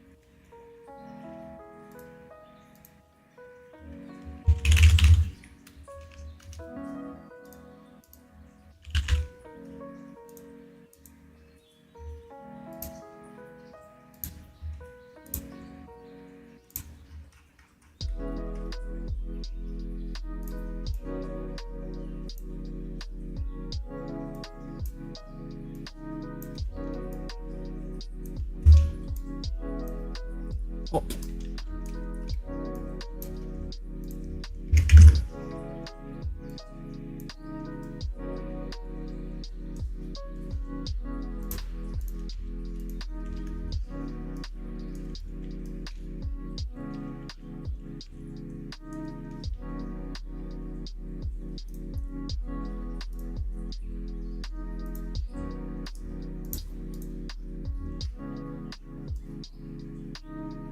Oops, I think I've exported a piece of the mesh rather than the whole mesh. And the same there. That's weird.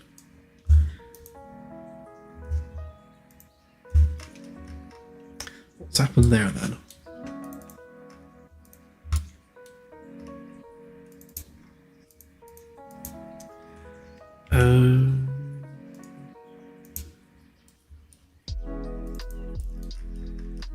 Didn't make it a separate group.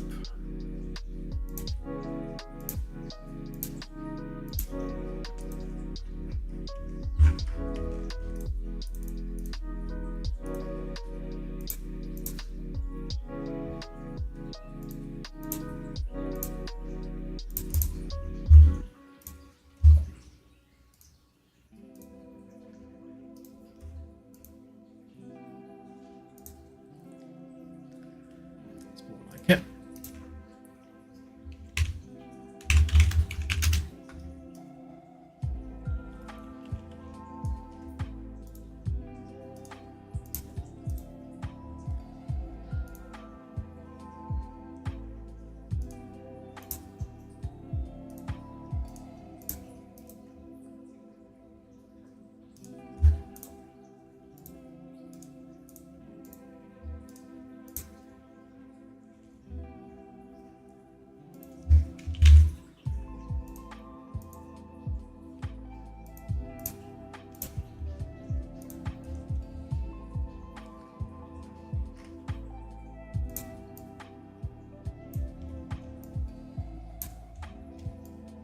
Pop.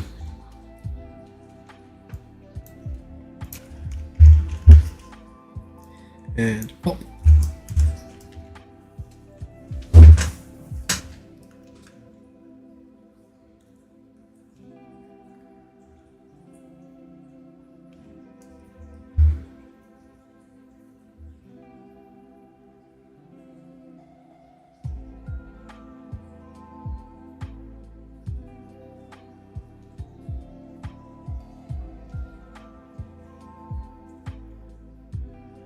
Oh, thanks, guys.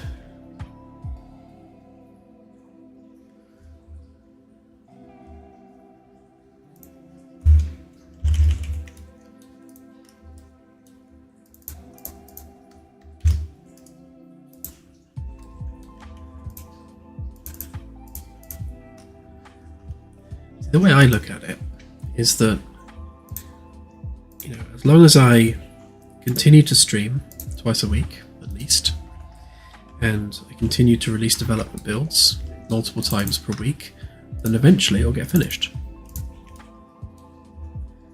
At some point. Obviously, the quicker we get it done, the better. But at least, you know, the trajectory that we're on is that it's going to get finished incrementally, gradually, over time. It will be done.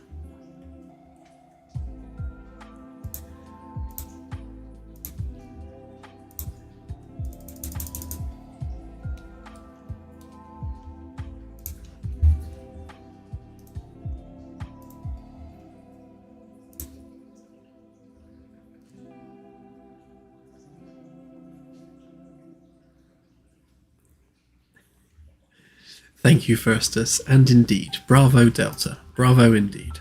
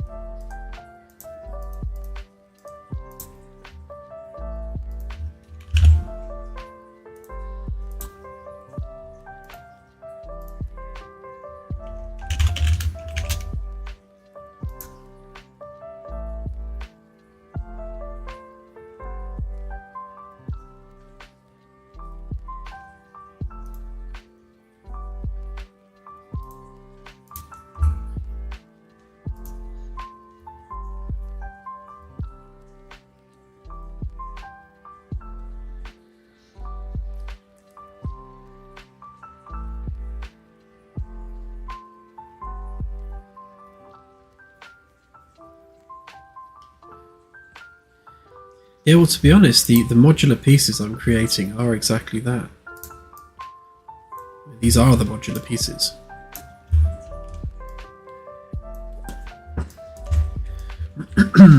Okay.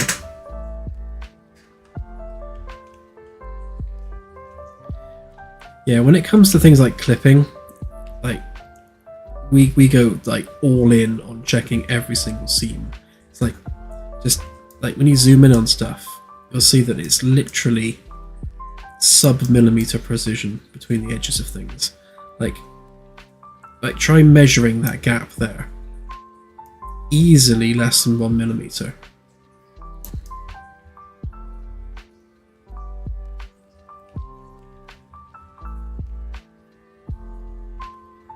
Yeah, we're talking like there's no gap there at all. Like literally none.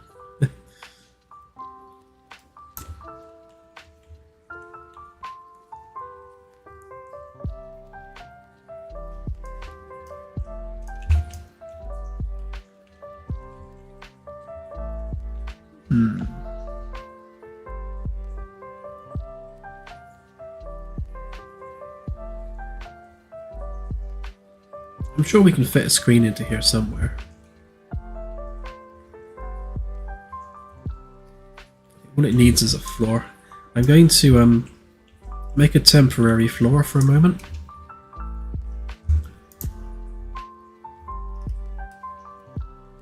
And I shall actually make that the last thing I do, because I've just seen the time.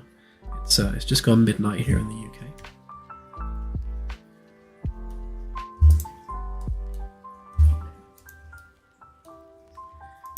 If I do this the easy cheaty way, I'll take that mesh.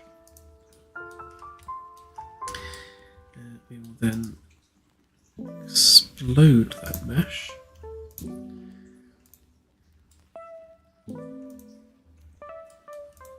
Get rid of the junk that we don't need. Explode that mesh. Get rid of the junk we don't need.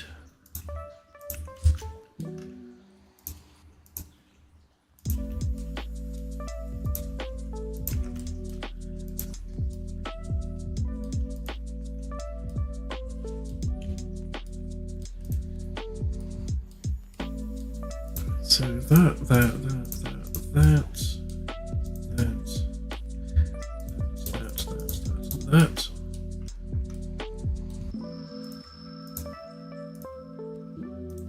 If we explode them,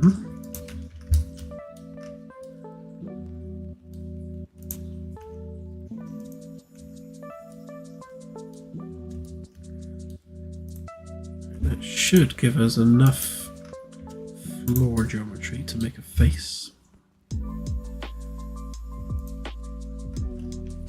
Almost.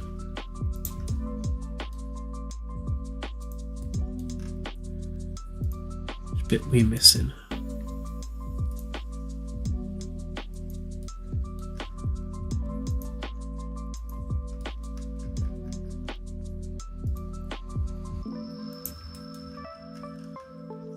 Oh, I see, it doesn't quite go all the way along.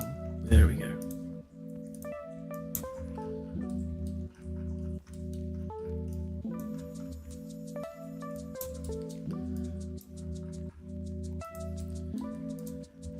Right, so then we need so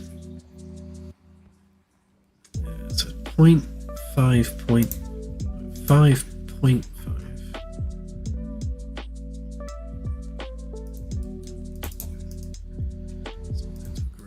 Get rid of all the rest of this junk.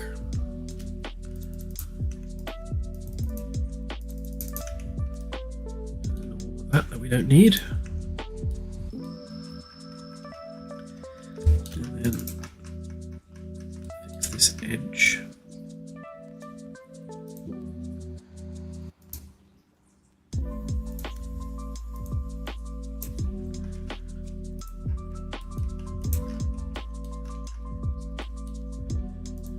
Right, so we need 5.5.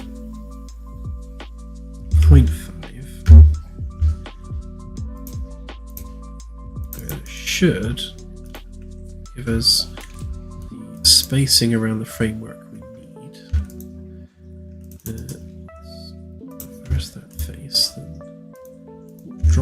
down to floor level.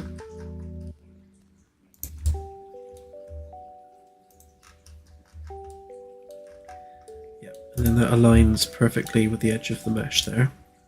Again, talking about alignments, I'm always measuring things as exactly as I can, which is, I guess, why I like using CAD software, because CAD software makes it easier to keep things in line and keep things measured. Like, I wouldn't allow this normally. If this wasn't a temporary floor, there's no way I'd have that sticking through there.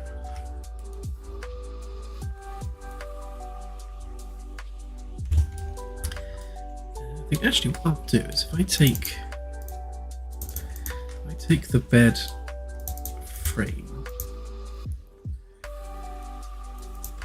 I'll pull this out.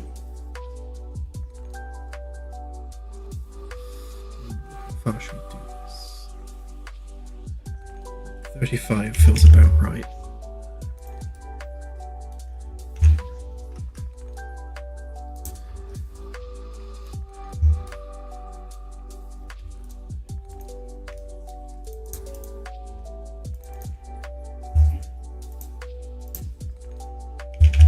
Maybe the same there.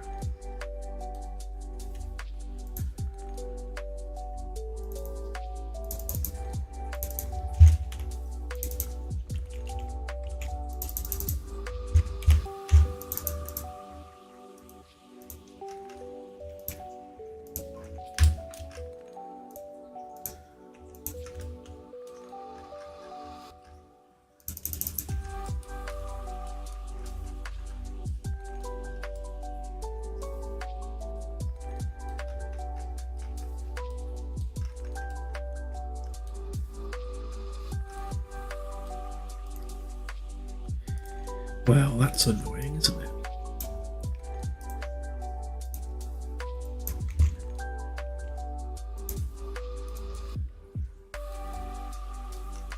Again, I'm just bodging this for now.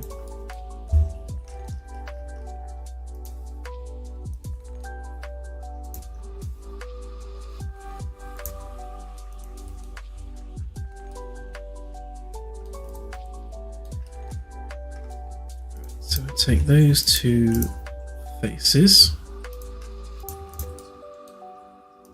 Out there a minute. Get rid of those bits on there.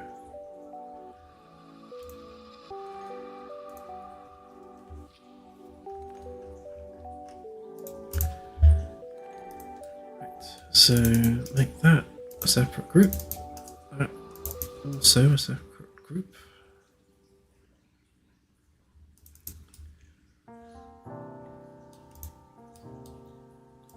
Has that done what I think it's done? Yes, of course it has.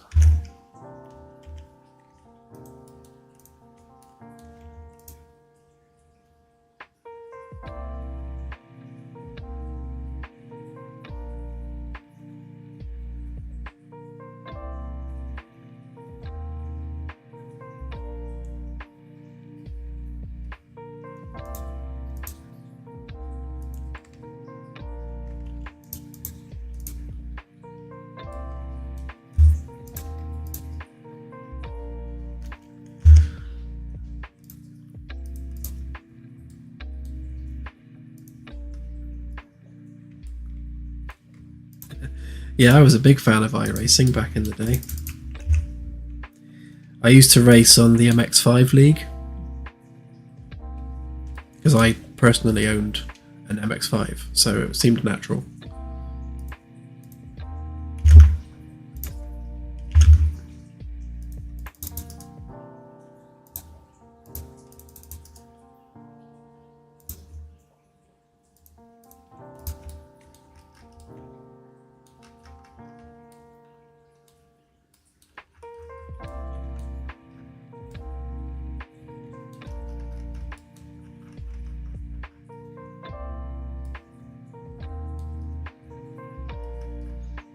Where's the floor template? There it is.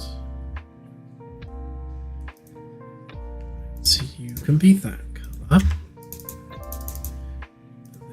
Can be that colour.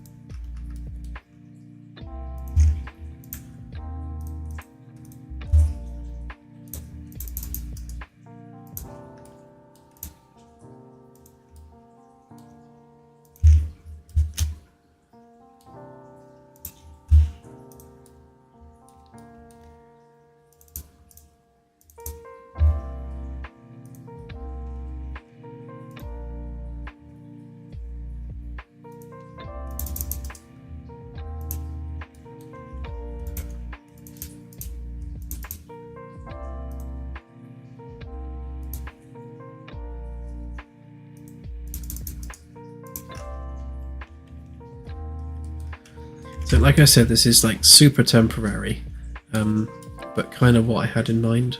So I'll just pop this in for now. Do, however, need to give it some axes to work from.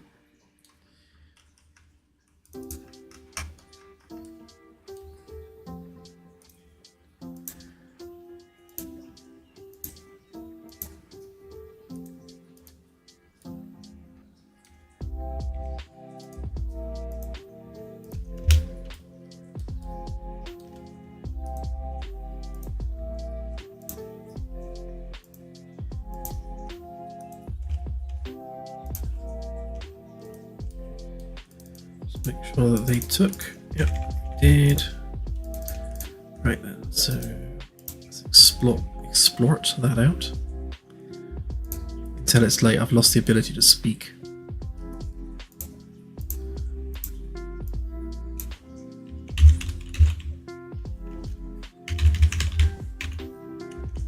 Or spell.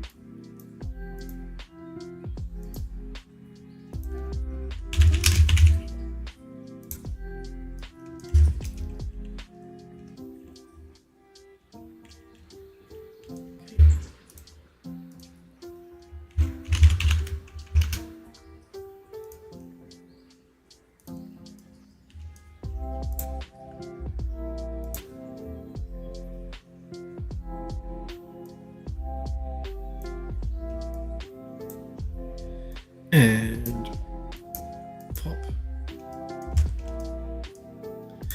So obviously this floor needs cleaning, it's a bit grubby. And to do that, we simply have to add some mesh data. There we go.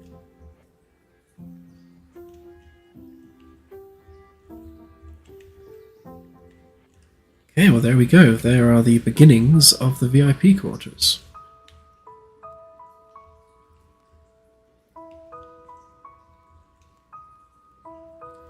Including the beginnings of a bed.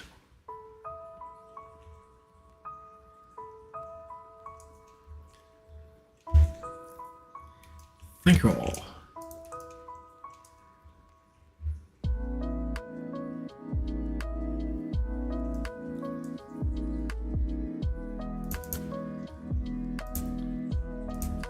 Make sure these are on the right level, because I think I just put them in the wrong level. And make sure that the ceilings are in the right place.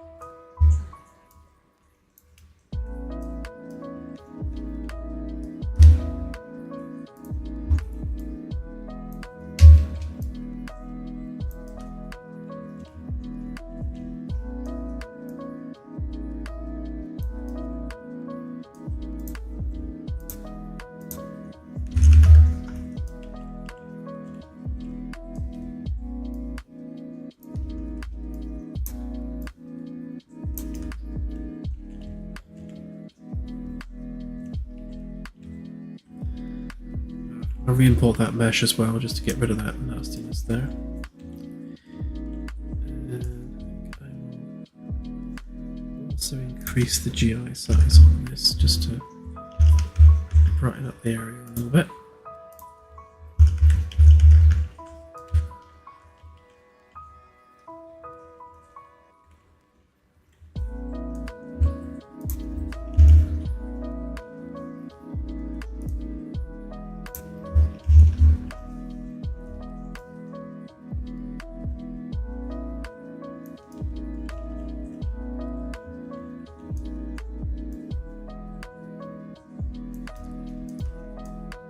It's about the best I can do for now without some actual lighting in there.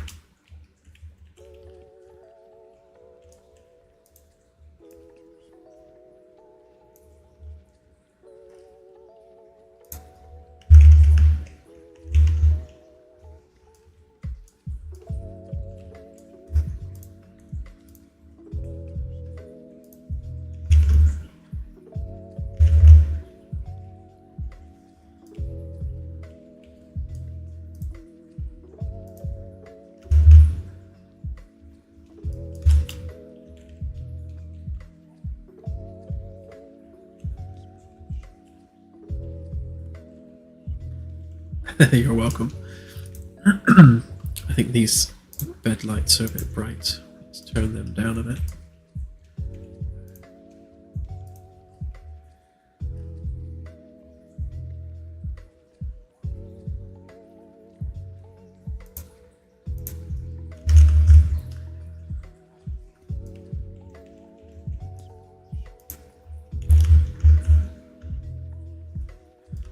Yes, that's more like it.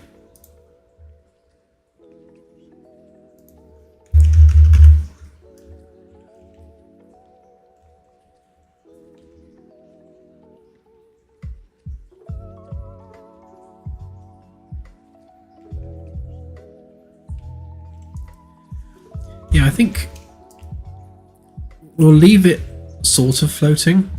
Obviously it's going to be attached at the back there, but I think having it sort of hovering with no front support actually looks kind of cool.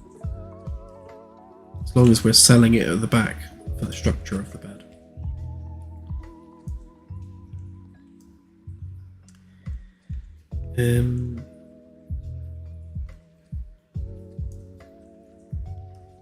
But we do have anti-gravity tables in the lounge, so that kind of works.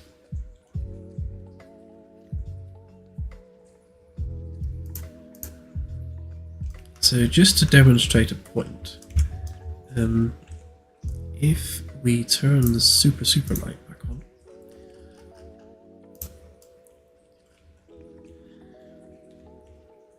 now the sockets on the framework will need to be added on this side. But all the other stuff, if we take a copy of this sure on the interior walls. And if we copy this over here,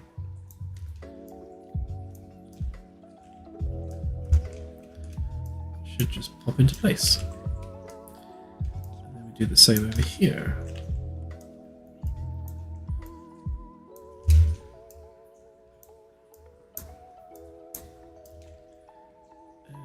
Can't do the other ones because they need sockets, but that's just an example of how easy it's going to be to do the other rooms.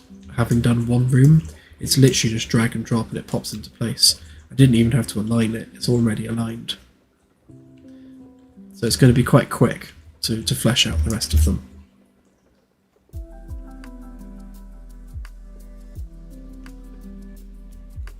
What's also going to be really cool is when we do the deck maps and we have like all the bedrooms and the furniture and in place, because they'll be on the map on the wall panel, which will look really cool.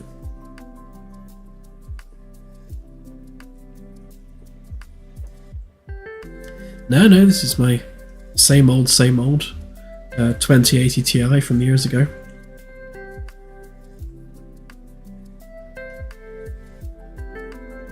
Mostly because I've got all the other levels turned off, I think.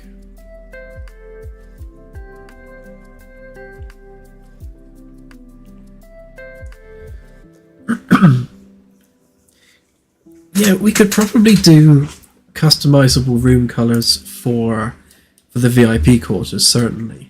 But it would be a pretty mammoth task to do that for all rooms on the ship, because there are 200 just random crew quarters, so I doubt we'd be able to do it for those, unless we came up with some data structure with an ID for each room, which is not beyond reason.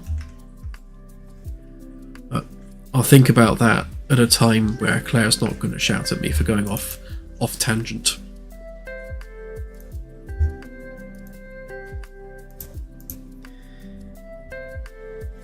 Let's just redo this framework.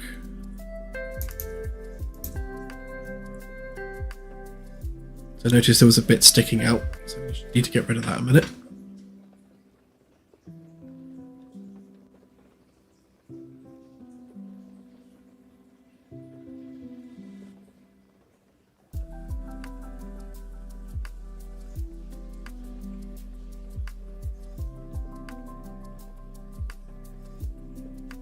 Yeah, some of the stuff I make does resemble IKEA furniture, so it's not beyond reason.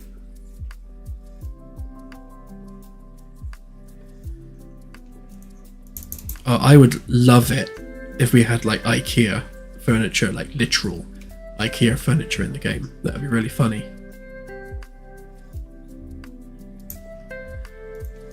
IKEA, if you're listening, sponsor us, we're up for it.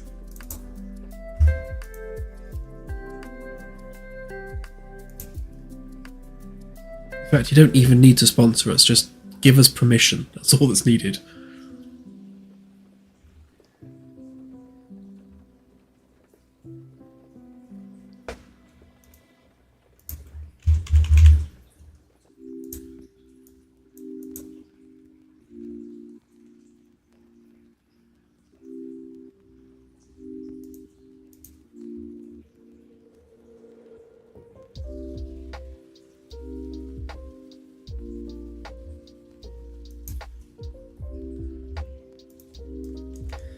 Right, that should have gotten rid of the nasty bit sticking out of there.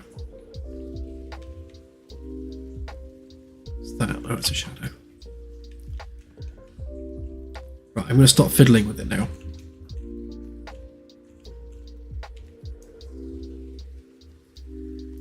Right, so Superlight can go off.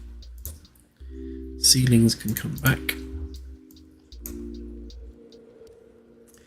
Hey, Check Ride.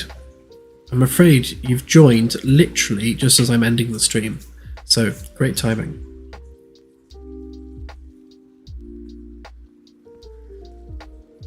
And on that note, thank you once again for everyone that's watched, and especially those who have also chucked in some super chats. I'm pleased to have finally provided you with a softer sleeping surface. And yeah, we shall build that out and make it even nicer.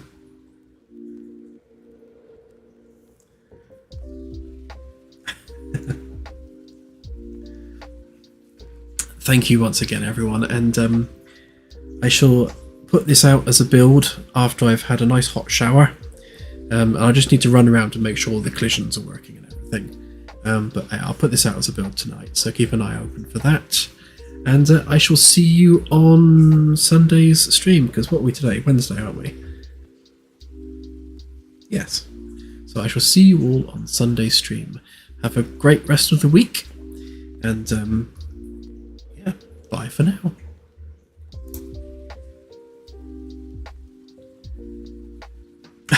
Thank you, Steph. I was literally, my mouse was hovering over the stop stream button as you put in your super chat. Thank you, Steph. Very much appreciated. Bye for now, everyone.